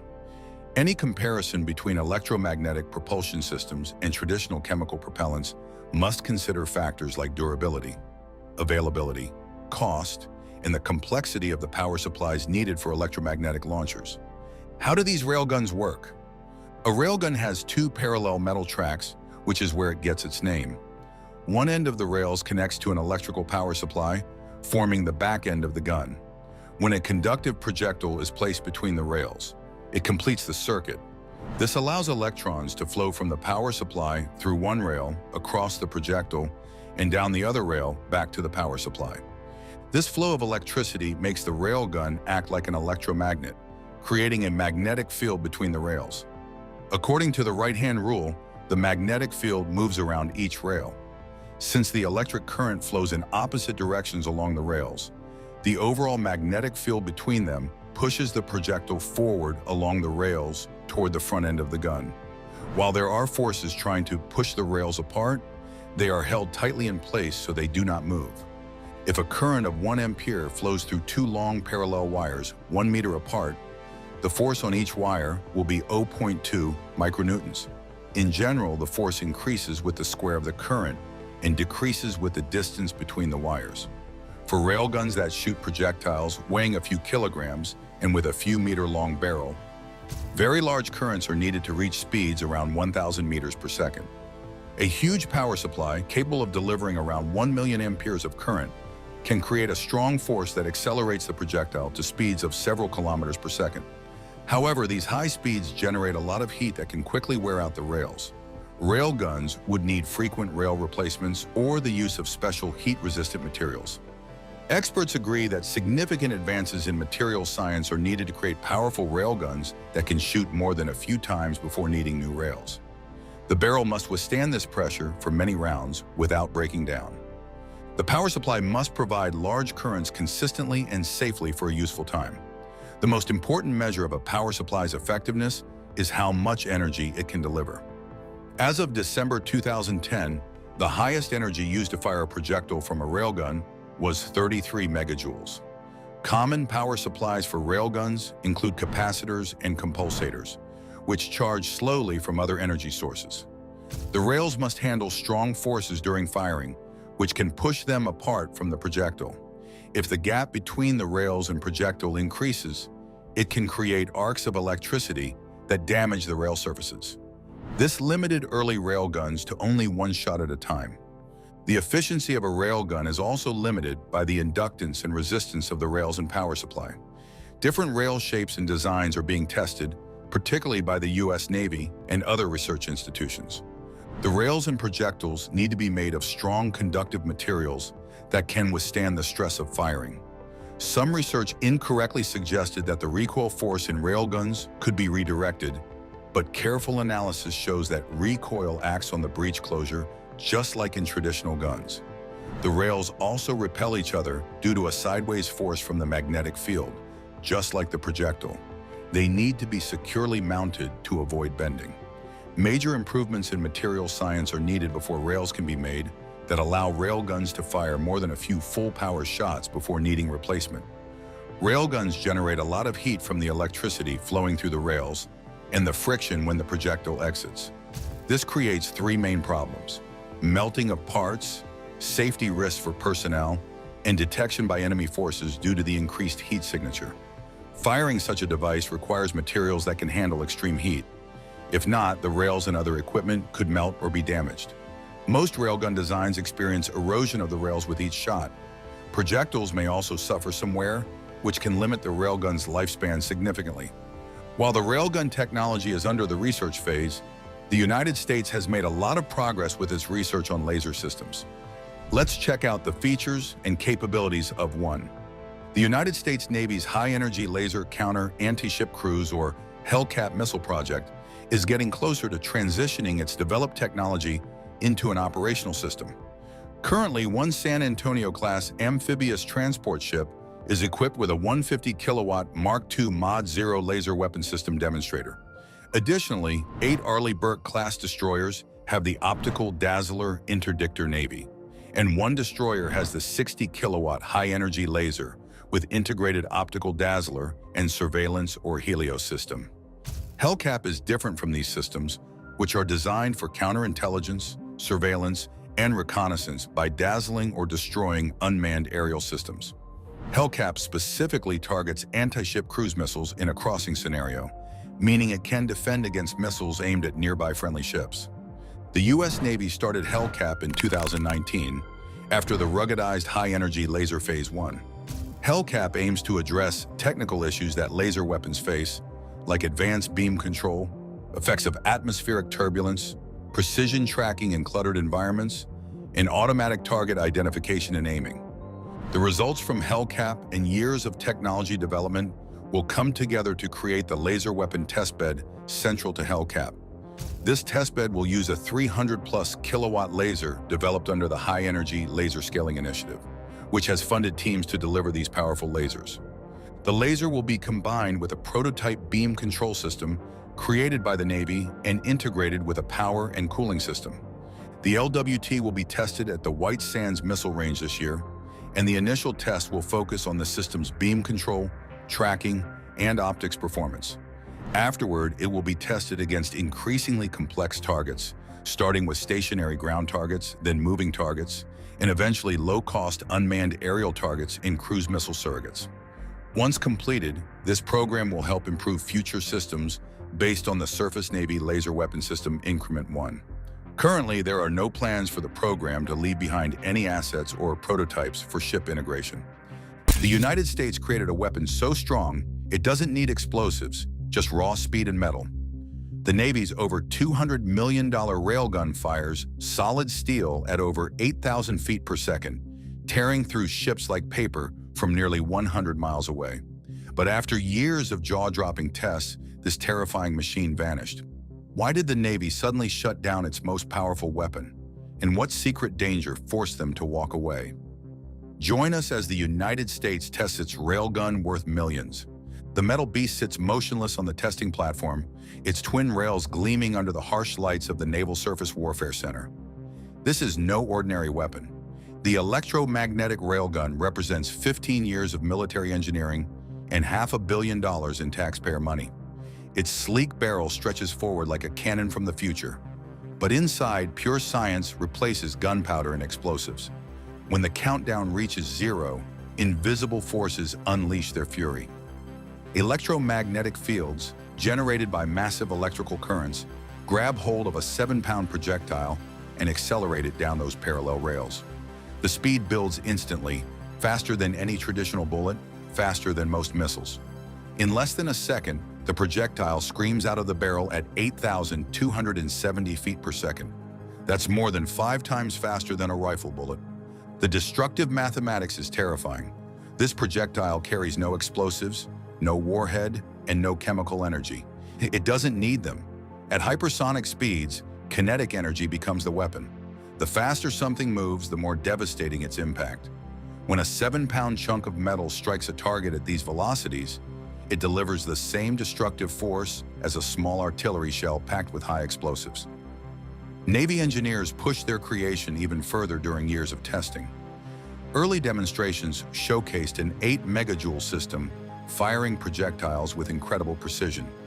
But the real monster was still coming, a planned 64-megajoule weapon system designed specifically for warships. The power requirements were staggering. Each shot would demand the same electrical energy that powers several city blocks. The weapon's range capabilities redefine naval warfare possibilities. Traditional ship cannons reach maybe 15 miles on a good day. The railgun could strike targets 100 miles away with pinpoint accuracy. Enemy ships, coastal installations, even aircraft, nothing within that massive radius would be safe from this electromagnetic hammer.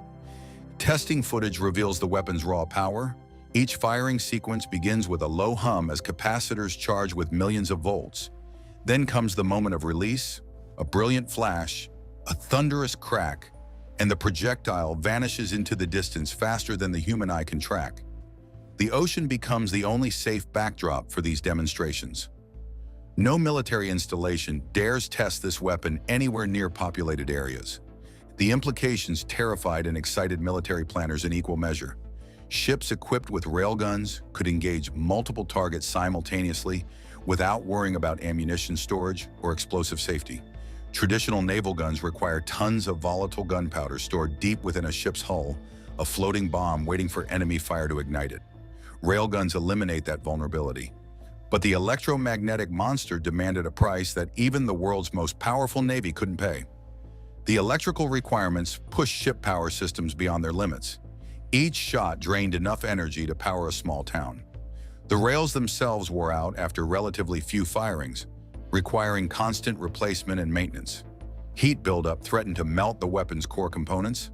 By 2021, reality overtook ambition. The Navy quietly shifted funding away from railgun development, focusing instead on hypersonic missiles and laser weapons. The electromagnetic beast that once promised to revolutionize naval combat became a $500 million lesson in the gap between theoretical possibility and practical deployment. But while America's electromagnetic dreams crumbled, another science fiction weapon was quietly proving its deadly potential. Could invisible beams of light become the Navy's ultimate defense? The USS Portland cuts through Pacific waters on May 16, 2020, its crew preparing for a test that would make naval history. High above the ship, a small drone buzzes through the morning air, unaware it's about to become the target of humanity's first operational laser weapon system at sea. The laser weapon system demonstrator sits mounted on the ship's deck, like a sleek telescope pointed at the sky. Inside its housing, solid-state laser diodes generate an invisible beam of concentrated light energy. Unlike the railgun's brute force approach, this weapon kills with precision and silence. No projectiles, no explosions, no ammunition to reload, just pure energy traveling at the speed of light. The targeting sequence begins as radar operators lock onto the drone's position. Computer systems calculate flight path, speed, and distance in milliseconds. The laser weapon swivels smoothly, tracking its target with mechanical precision. Then comes the moment that changes everything. The invisible beam reaches out across the sky and touches the drone. What happens next defies traditional warfare expectations. The drone doesn't explode in a dramatic fireball. Instead, its electronic systems simply die. Critical components overheat and fail as the laser's energy overwhelms delicate circuits. Within seconds, the unmanned aircraft tumbles from the sky like a broken toy, its threat neutralized without a single conventional weapon fired. The successful test sends shockwaves through military circles worldwide. For decades, science fiction promised laser weapons that could defend ships from incoming threats. The Portland's demonstration proves that the future has arrived. The solid-state laser system can engage multiple targets simultaneously, switching between threats faster than any human gunner could track them. Navy officials released carefully worded statements about the test's success, but the implications speak louder than any press release. Enemy drones, small boats, and even incoming missiles now face a defensive system that operates at light speed. Traditional countermeasures become useless against a weapon that strikes instantly across vast distances. The laser's versatility extends far beyond anti-aircraft duties. Small attack boats, the kind used by terrorist organizations and rogue nations, become sitting ducks against this technology. The beam can disable engines, destroy navigation equipment, or blind optical sensors without sinking the vessel entirely. This precision offers military commanders options beyond total destruction. Power requirements for laser weapons remain significant, but manageable compared to railguns. Modern warships generate enough electricity to operate these systems continuously without draining other critical functions. Heat management poses challenges, but engineers have developed cooling systems that keep the lasers operational during extended engagements. The cost advantages become clear quickly. Each laser shot costs roughly $1 in electricity. Compare that to million-dollar interceptor missiles traditionally used against aerial threats. A single laser weapon system can engage hundreds of targets for the price of one conventional missile intercept. International observers watch these developments with growing concern. Laser weapons represent a fundamental shift in naval power projection. Nations without access to this technology face obsolete fleets overnight. The balance of power at sea tilts decisively toward countries possessing these light-speed weapons. Military strategists recognize the broader implications immediately. Swarm attacks using dozens of cheap drones could previously overwhelm ship defenses through sheer numbers. Laser weapons flip that equation completely. Now expensive attack platforms become vulnerable to relatively inexpensive defensive systems that never run out of ammunition. While laser beams defend ships with light-speed precision, the Navy's most devastating weapons still rely on raw explosive power. But what happens when these 1,000-pound instruments of destruction need reloading in the middle of a battle? Deep in the missile compartments of Navy destroyers, ordnance crews prepare weapons that can reach targets over 1,000 miles away. The Tomahawk land attack missile sits secured in its vertical launch cell, a sleek white cylinder packed with enough explosive power to level city blocks. These cruise missiles represent the ultimate expression of long-range naval striking power. Each Tomahawk carries a sophisticated guidance system that uses terrain contour matching to navigate across vast distances. The missile flies low, hugging the Earth's surface to avoid enemy radar detection. Its jet engine pushes the weapon at subsonic speeds for hours, following pre-programmed routes loaded before launch. The Tomahawk's 1,000-mile reach transforms naval warfare strategy completely. Enemy targets that once felt safe hundreds of miles inland now face destruction from ships positioned far beyond the horizon. Coastal installations, command bunkers, and critical infrastructure all fall within this weapon's deadly embrace. 7 different variants of the missile provide commanders with options ranging from conventional explosives to specialized warheads designed for specific target types. Beneath the surface, submarines carry their own arsenal of destruction. The Mark 54 torpedo weighs over 1,000 pounds and packs enough Torpex explosive to crack a submarine's hull like an eggshell. Torpex, short for torpedo explosive, delivers 50% more destructive power than traditional TNT. These underwater assassins can track enemy submarines across distances of 10,000 yards, their sonar guidance systems hunting prey through the ocean depths. Surface vessels launch these torpedoes from deck-mounted tubes, sending them racing through the water at speeds that give enemy submarines little time to react or escape. The Mark 54's advanced guidance system can distinguish between different types of underwater targets, ensuring it strikes the intended vessel rather than friendly forces operating in the same area. But the Navy's most dangerous moment comes not during combat, but during the deadly process of rearming these weapons at sea. In calm harbors, massive cranes lift 1,000-pound missiles into their launch cells with mechanical precision. At sea, however, the ocean's constant motion turns this routine operation into a life-threatening gamble. Waves roll beneath the ship's hull, causing the deck to pitch and sway unpredictably. Sailors must guide missiles weighing more than half a ton into narrow launch tubes while fighting against gravity and momentum. One wrong move, one moment of lost concentration, and crushing death becomes inevitable. The Navy removed shipboard cranes years ago after too many accidents proved the danger too great to accept. Today's tensions with Russia and China make at-sea rearming operations more likely than ever before. Extended deployments in contested waters mean ships may need to reload their weapons far from friendly ports. Ordnance crews train constantly for these scenarios, knowing their lives depend on perfect execution under impossible conditions. The process begins in darkness to avoid enemy observation. Sailors wearing safety harnesses work in teams, using hand signals to communicate over the noise of wind and waves. Each missile must be lifted by human strength and mechanical winches, guided carefully into position while the ship rolls beneath their feet.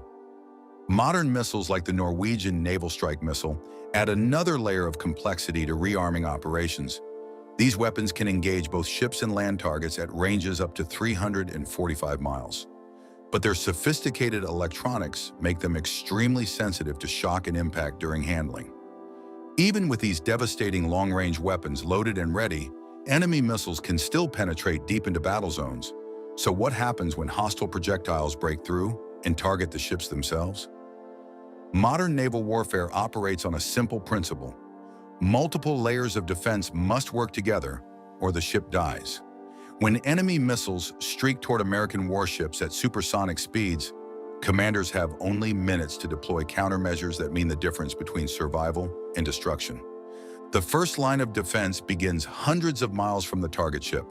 Norwegian Naval Strike Missiles, mounted on Allied vessels, reach out across 345 miles of ocean to eliminate enemy launch platforms before they can fire. These precision weapons use advanced guidance systems to track moving targets across vast distances, striking enemy ships with devastating accuracy. Each naval strike missile carries enough explosive power to cripple or sink most enemy vessels with a single hit. The weapon's sophisticated targeting system can distinguish between different ship types, prioritizing high-value targets like aircraft carriers and command vessels. When multiple missiles launch simultaneously, they coordinate their attacks to overwhelm enemy defenses through synchronized strikes. As threats move closer, the second defensive layer activates. HIMARS rocket systems, traditionally designed for land-based artillery, have been adapted for ship-to-shore bombardment operations.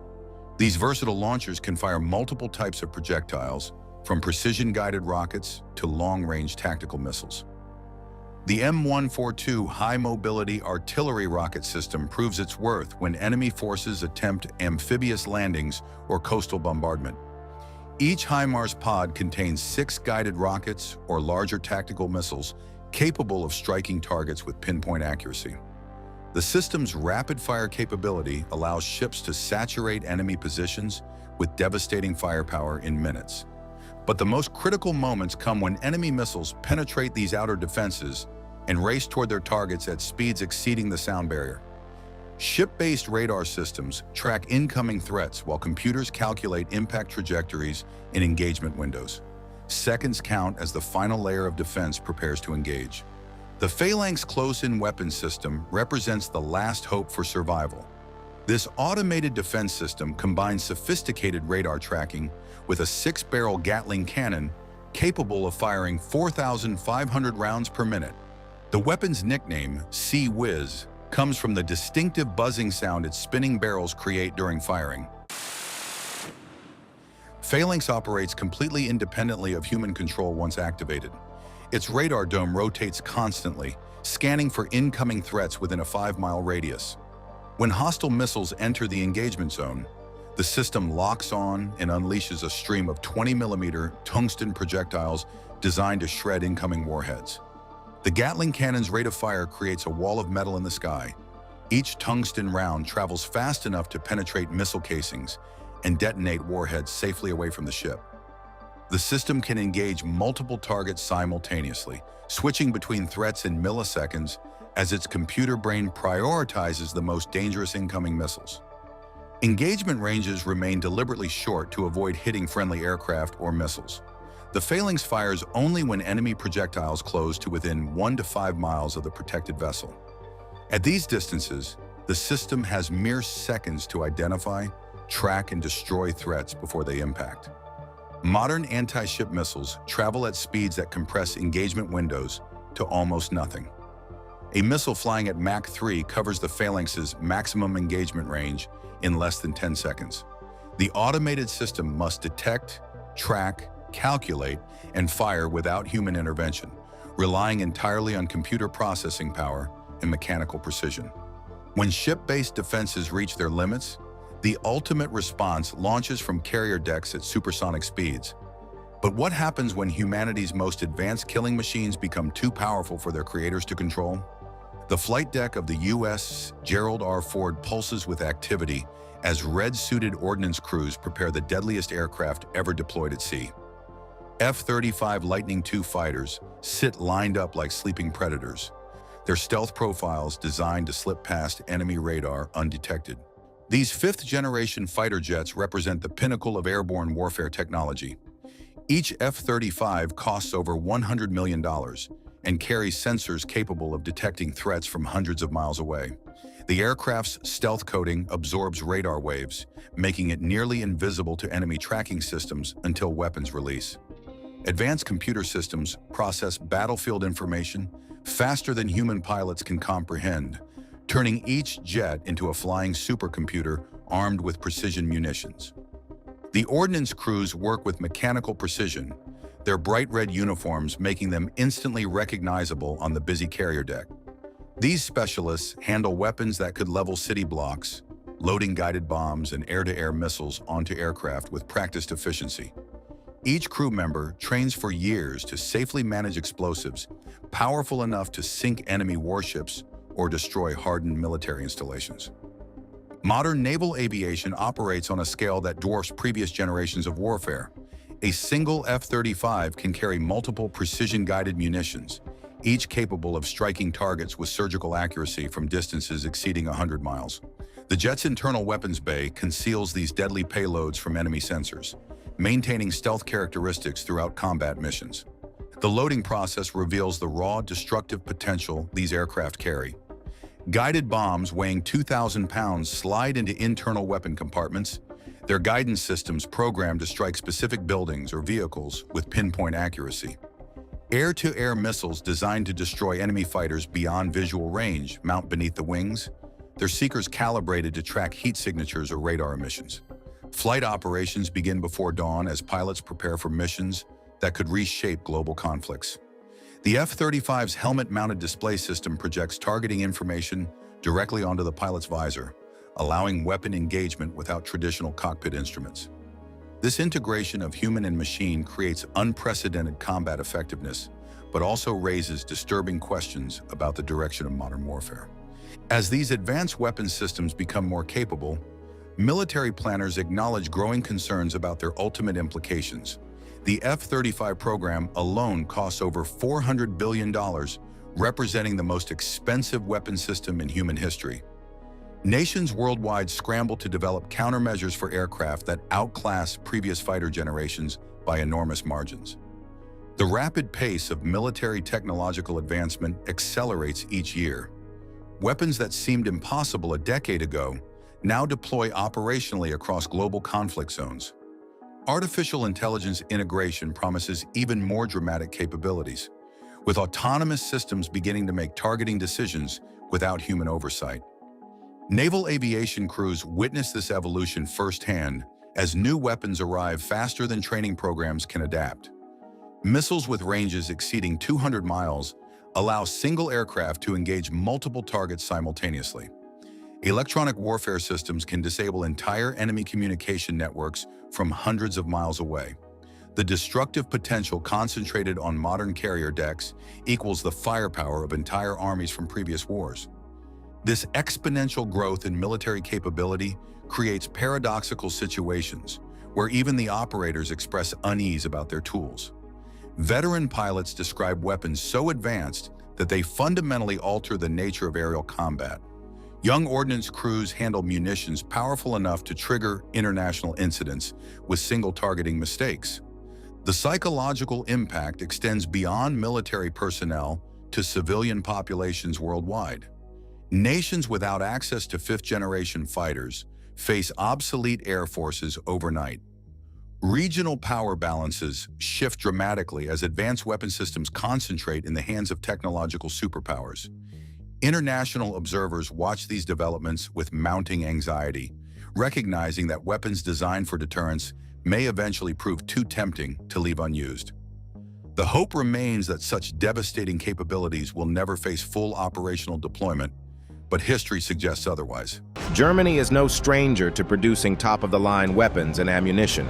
Their commitment to innovation and engineering excellence has earned them a formidable reputation in the world of military technology.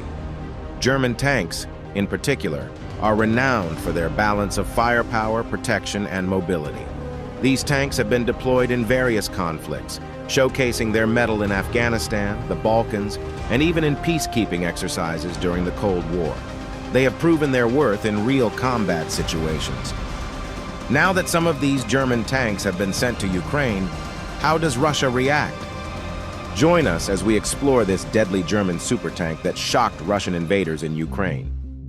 Germany's decision to equip Ukraine with deadly supertanks represents a significant boost to Kyiv's defense capabilities in the ongoing conflict against Russian forces. The massive tank, the Leopard 2, is often considered one of the world's best main battle tanks. It hails from Germany, manufactured by the renowned company Krauss-Maffei-Wegmann GmbH. This tank, belonging to the third post-war generation, is operated by a crew of 4. What makes the Leopard 2 stand out are its remarkable features. These include a flawless fire control system, a formidable gun, and robust armor. Astonishingly, despite its considerable weight of around 70 tons, it can reach speeds of up to 72 kilometers per hour and come to a halt within seconds. Originally adopted by West Germany in 1979, the tank proved its worth and was subsequently exported to other nations. In fact, the Leopard 2 dominated the tank market in Europe, with only a few countries like England, Italy, and France opting for the development of their own main battle tanks. Its production began in 1979, and its initial buyer was Denmark, choosing the Leopard 2 over the American M1 Abrams due to cost considerations. Subsequently, Switzerland in 1983 followed suit, leading to other countries adopting this powerful machine. While the production of the Leopard 2 ended in 1990, this tank continues to receive various upgrades. The latest and most advanced version is the Leopard 2A7+, which many experts hail as the best main battle tank currently available. One of the most striking features of the Leopard 2A7+ is its firepower. This tank is armed with a 120mm smoothbore gun, which is a testament to its ability to engage and destroy a variety of targets, including heavily armored vehicles. The Leopard 2A7+ also boasts a fully automatic ammunition handling system, ensuring a rapid and continuous rate of fire. But that's not all. The tank is also designed for versatility. It can fire kinetic energy rounds, which are highly effective against heavily armored targets, as well as programmable airburst ammunition. This versatility means the Leopard 2A7+ can adapt to different combat scenarios, making it a formidable force on the battlefield. The protection offered by the Leopard 2A7+ is equally impressive. It features Chobham composite armor, known for its excellent protective properties. This tank also has additional armor modules to enhance its front protection, ensuring that it can withstand various threats. Its turret is protected by thick composite armor, providing a high level of crew safety. Mobility is another key aspect of this super tank. It's powered by a V12-cylinder 4-stroke liquid-cooled MTU 873K501 diesel engine with a power output of 1,500 horsepower. This powerful engine allows the tank to accelerate to speeds of up to 70 kilometers per hour, despite its weight of around 70 tons. It's a blend of power and agility that's essential for maneuvering on the battlefield. Additionally, the Leopard 2A7+ is equipped with advanced fire control systems. These systems provide the tank with excellent accuracy and targeting capabilities, allowing it to engage and eliminate threats effectively. Its laser rangefinder and thermal imager, integrated into the gunner's main sight, ensure precise target acquisition. It's an impressive fact that this tank can be configured for different roles, such as a main battle tank or an armored recovery vehicle, making it a versatile asset for any military. However, it's crucial to mention that Ukraine is expected to receive older Leopard 2A4 and possibly Leopard 2A5 tanks. These tanks boast the classic German layout with a rear-mounted engine, a self-supporting turret in the center of the hull, and control units in the front. They are equipped with Chobham combined armor and, in the case of the Leopard 2A5, additional armor modules on the frontal plate, significantly enhancing protection. The Leopard 2A4 was first introduced in the late 1980s. It is an earlier version of the Leopard 2 series and is known for its exceptional balance of speed, protection, firepower, and capacity. With a 120mm smoothbore gun, it's capable of firing a variety of rounds, making it a formidable opponent on the battlefield. The tank's armor, designed to withstand a variety of threats, provides solid protection to its crew. One unique aspect of this tank is its mobility. It's powered by a 1,500 horsepower engine, allowing it to reach speeds of up to 70 kilometers per hour. This blend of power and speed is crucial for maneuvering in combat situations.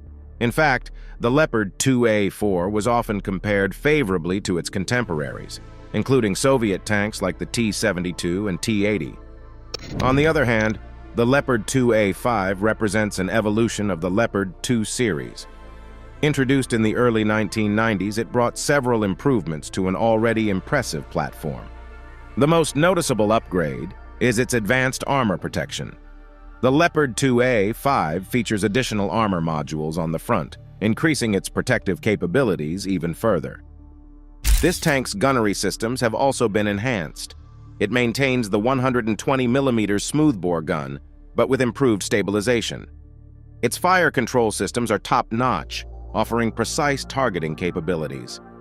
The Leopard 2A5's combat effectiveness has been taken up a notch with the addition of a thermal imager, allowing it to operate effectively day and night. Both the Leopard 2A4 and 2A5 have made their mark in history, demonstrating excellence in armored warfare. These tanks have seen action in various conflicts, proving their worth on the battlefield. They remain iconic symbols of the dedication to innovation and defense in the world of military technology. However, one of the drawbacks of the Leopard 2 series has been its relatively weak underbody protection, which ranges from 20 to 60 millimeters. In the event of a mine explosion, the driver's survival was highly uncertain. To address this, the Leopard 2A4M and Leopard 2A6M introduced a superimposed armor plate under the tank, offering greater protection. However, whether these upgraded versions will be supplied to the Ukrainian army remains unknown. The Leopard 2's turret is another area of impressive protection. It features 860 millimeters thick composite armor on the right side and 660 millimeters on the left, primarily due to the commander's EMES-15 observation unit located on the right. Additionally, the turret's side plates, angled at 30 degrees, are 310 millimeters thick. Unlike Soviet tanks, where all ammunition is stored under the crew compartment, the Leopard 2 wisely separates the ammunition storage from the crew. There are 27 rounds of the first-round ammunition, and an additional compartment holds 15 rounds. This design is crucial in the event of an ammunition detonation, as the blast's energy can escape through specially designed windows, increasing the crew's chances of survival. Comparing this design to Soviet tanks, where ammunition storage below the crew compartment poses significant risks in case of an explosion, underscores the Leopard 2's safety measures. The significance of Ukraine receiving Leopard 2 tanks lies not only in their exceptional technical attributes, but also in the shift from using Soviet-made tanks to NATO standard equipment. This transition could potentially bolster Ukraine's capabilities in the ongoing conflict, as it continues to fight for its sovereignty. However, the exact impact of these NATO tanks on the course of the war remains to be seen. The Leopard 2 tank is a formidable piece of machinery, equipped with a V12-cylinder 4-stroke liquid-cooled MTU-MB 873 K501 diesel engine. It packs a punch with 1,100 kilowatts or 1,500 horsepower under the hood, enabling it to zip down the highway at speeds of up to 72 kilometers per hour. What's interesting about its drive system is that it's ingeniously designed as a one-piece engine block, allowing for a relatively swift replacement of the transmission set using a recovery vehicle, typically within a time frame of about 4 hours as stipulated by technical regulations. Now, when it comes to firepower, the Leopard 2 doesn't disappoint. Its primary armament is the fearsome 120mm smoothbore gun, the Rheinmetall version L44.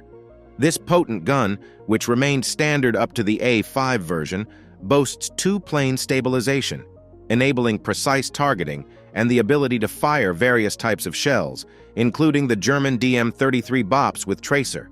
This formidable shell can pierce a substantial 560 millimeters of steel armor from a distance of 2,000 meters. It's a testament to the Leopard 2's firepower. The Leopard 2 is not all about its main gun, though. It comes with secondary armaments, including 2 machine guns, one of which is coaxially mounted with the main gun, and the other serves as an anti-aircraft gun. Different variants of the Leopard 2, be it German, Danish, or Swiss models, come equipped with various machine guns like the 7.62mm MG3, the 7.62 FN Mag, or the 7.5mm MG87, depending on the nation of origin. Remarkably, the Leopard 2 stores a substantial 4,750 rounds of machine gun ammunition. In terms of targeting and precision, the Leopard 2 is equipped with a top-notch fire control system known as the MS-15, featuring independent stabilization in 2 planes. The gunner's main sight is integrated with a Zeiss laser rangefinder and thermal imager. Furthermore, the gunner enjoys an 8-fold auxiliary periscope, the Faro Z18, enhancing target visibility. Meanwhile, the commander has an independent Rheinmetall Zeiss Peri R 17A2 periscope, which provides exceptional day and night visibility of targets up to a range of 3,600 meters. The fire control system is a crucial element. providing 3 range readings to the target within 4 seconds. This data is transmitted to the fire control computer, aiding decision-making. A notable feature is that the gunner can directly see the results of these calculations in digital form. The rangefinder boasts a remarkable maximum range of 10,000 meters with an accuracy of 20 meters per 10 kilometers, which allows the Leopard 2 to effectively target and eliminate moving threats, even while traversing rough terrain. In a nutshell, the Leopard 2's technical specifications, particularly the A4 and A5 versions, are certainly on par with the most advanced Soviet T-72 and T-80 tanks. However, it's essential to mention that these NATO tanks might face stiff competition from the Russian T-90 tank, which Russia has been supplying in large numbers to conflict zones. Now, let's pivot to the heart of the matter. How could these German Leopard 2 tanks potentially influence the Ukrainian-Russian conflict? The supply of 14 tanks from Poland, though significant, might not tip the scales dramatically in a war of this magnitude. However, the implications go beyond mere numbers. For a considerable time, NATO countries were hesitant to provide tanks to Ukraine. Concerns about maintenance and repair, given that all Western equipment supplied to Ukraine is repaired in the West, have been a roadblock. Moreover, there were concerns that inexperienced Ukrainian tank crews might not fully exploit the capabilities of NATO tanks, which could potentially harm the reputation of these formidable machines. Yet, the decision to supply tanks signifies NATO's confidence in resolving these challenges and its willingness to accept potential image losses. This initial delivery of 14 tanks could potentially set a precedent for more significant support in the future. Ukraine's Minister of Foreign Affairs, Dmytro Kuleba, has stated that 5 countries are ready to transfer their Leopard 2 tanks to Ukraine. These nations include Poland, Finland, Germany, Sweden, and Spain, boasting a collective arsenal of 1,233 Leopard 2 tanks across various modifications and technical conditions. This extensive support includes 389 Leopard 2A4 versions. Furthermore, reports suggest that British Prime Minister Rishi Sunak is contemplating the delivery of a tank company of 12 Challenger 2 tanks to Ukraine. The cumulative force of these armored units represents a substantial combat capability. With such a formidable armored force at their disposal, Ukrainian troops could potentially mount a significant offensive. For instance, they might consider launching an attack on Melitopol and Berdyansk, effectively severing the Russian land corridor to Crimea. Such an offensive could be a game-changer in this ongoing conflict, inspiring Ukrainians and their Western allies and potentially leading to even more substantial arms shipments. It could set in motion a transformative and far-reaching effect. Because the Leopard 2A, 4, and A5 are just enough to help bolster Ukraine's military power, there may be no need to send the latest edition of the Leopard 2 supertank to the country. Interestingly, Germany is even working on a replacement for these impressive tanks. The KF-51 Panther represents a quantum leap in the world of main battle tanks, or MBTs. It was created from the ground up, integrating some of the most advanced technologies available, and it sets new benchmarks across various dimensions: lethality, protection, networking, reconnaissance, and mobility. Germany will be replacing its Leopard 2S with this tank. When we talk about the Panther's lethality, we're talking about a game-changer. It's armed with the Rheinmetall Future Gun System, or FGS, coupled with optimized sensor-to-shooter links, which gives it a lethal edge. The FGS is the star of the show, featuring a 130 mm smoothbore gun and a fully automatic ammunition handling system. This combination packs a punch, offering superior firepower against all current and foreseeable mechanized targets. Notably, the autoloader can maintain a substantial 20 ready rounds, which makes the FGS more than 50% effective for engagements at much longer ranges compared to the current 120 mm systems. To add to the Panther's versatility, the FGS can fire kinetic energy rounds, programmable airburst ammunition, and the necessary practice rounds. But that's not all. The Panther also comes equipped with various armament options, ensuring it can deliver concentrated firepower for long-range strikes and against multiple targets. This arsenal includes a 12.7 mm coaxial machine gun and the Hero 120 loitering munition. The coaxial machine gun is designed to supplement the main weapon and offers a range of integration options for remotely controlled weapon stations, or RCWS. These systems enhance proximity and drone defense flexibility. Additionally, the Panther on display at Eurosatory 2022 boasts Rheinmetall's new Natter, or Adder RCWS, in a 7.62 variant. Moreover, Rheinmetall's partner, U-Vision, contributes the Hero 120 loitering munition, which can be integrated with the launcher, boosting the Panther's ability to strike targets beyond its direct line of sight. Interestingly, the KF-51 Panther is the first MBT to introduce an integrated survivability concept that's truly outstanding. This concept blends on- and off-platform sensors with active, reactive, and passive protection, not to mention a dedicated Top Attack Protection System, or TAPS. What does this mean? It means the Panther is actively shielded against a wide array of threats, particularly kinetic energy threats, all without increasing the tank's weight. TAPS works to deflect threats from above, while the rosy smoke obscurant system serves to cloak the Panther from prying enemy eyes. To further enhance its survivability, the tank is equipped with a digital NATO Generic Vehicle Architecture, or NGVA, enabling it to deploy additional sensors for detecting launch signatures.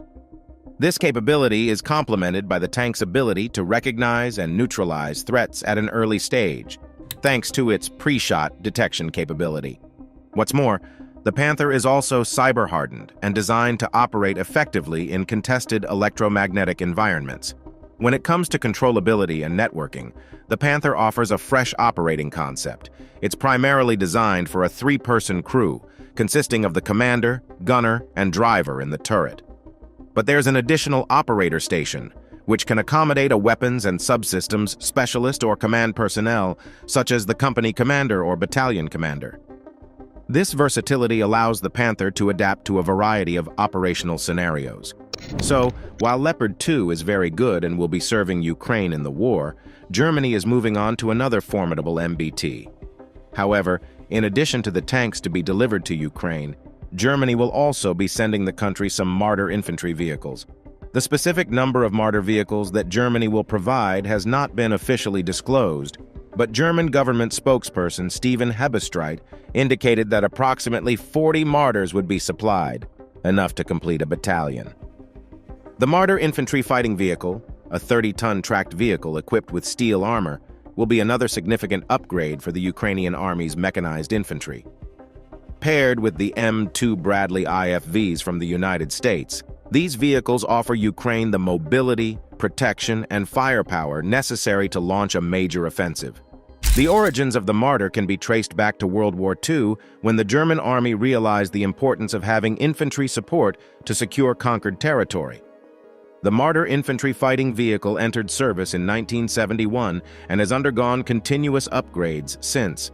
Despite its age, the Marder remains a top choice for its balance of speed, protection, firepower, and capacity.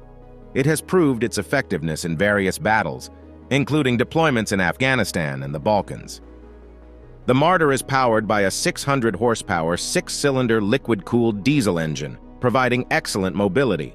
Its suspension system, hydraulic shock absorbers, and advanced transmission make it a reliable and agile vehicle. It can reach a maximum road speed of 40 miles per hour, matching the speed of the German Army's Leopard tanks, and has a maximum cruising range of 310 miles. This vehicle can even navigate through deep water, fording to a depth of up to 8 feet with a kit. It can tackle steep gradients, side slopes, vertical obstacles, and trenches, making it a versatile and adaptable vehicle for various terrains. In terms of firepower, the Marder is armed with a primary 20mm Rheinmetall Mk 20H202 automatic cannon, capable of firing 1,000 rounds per minute, with a range of 2,734 yards for land targets and 1,600 yards for air targets. This cannon's accuracy and rapid fire rate make it a formidable weapon. Additionally, the Marder features a 7.62mm coaxial machine gun and 2 banks of 76mm smoke grenade dischargers. While the incoming U.S. Bradley vehicles are equipped with TOW missiles, the Marder's primary armament and secondary machine guns make it a versatile asset for both combat support and infantry transportation. Germany's decision to supply Marder infantry fighting vehicles and Leopard 2S to Ukraine, along with support from other nations, showcases the international commitment to bolstering Ukraine's defense capabilities. It's a move in the right direction. Thanks for watching. While you're still here, click on the link appearing on your screen to watch another of our interesting videos. See you there.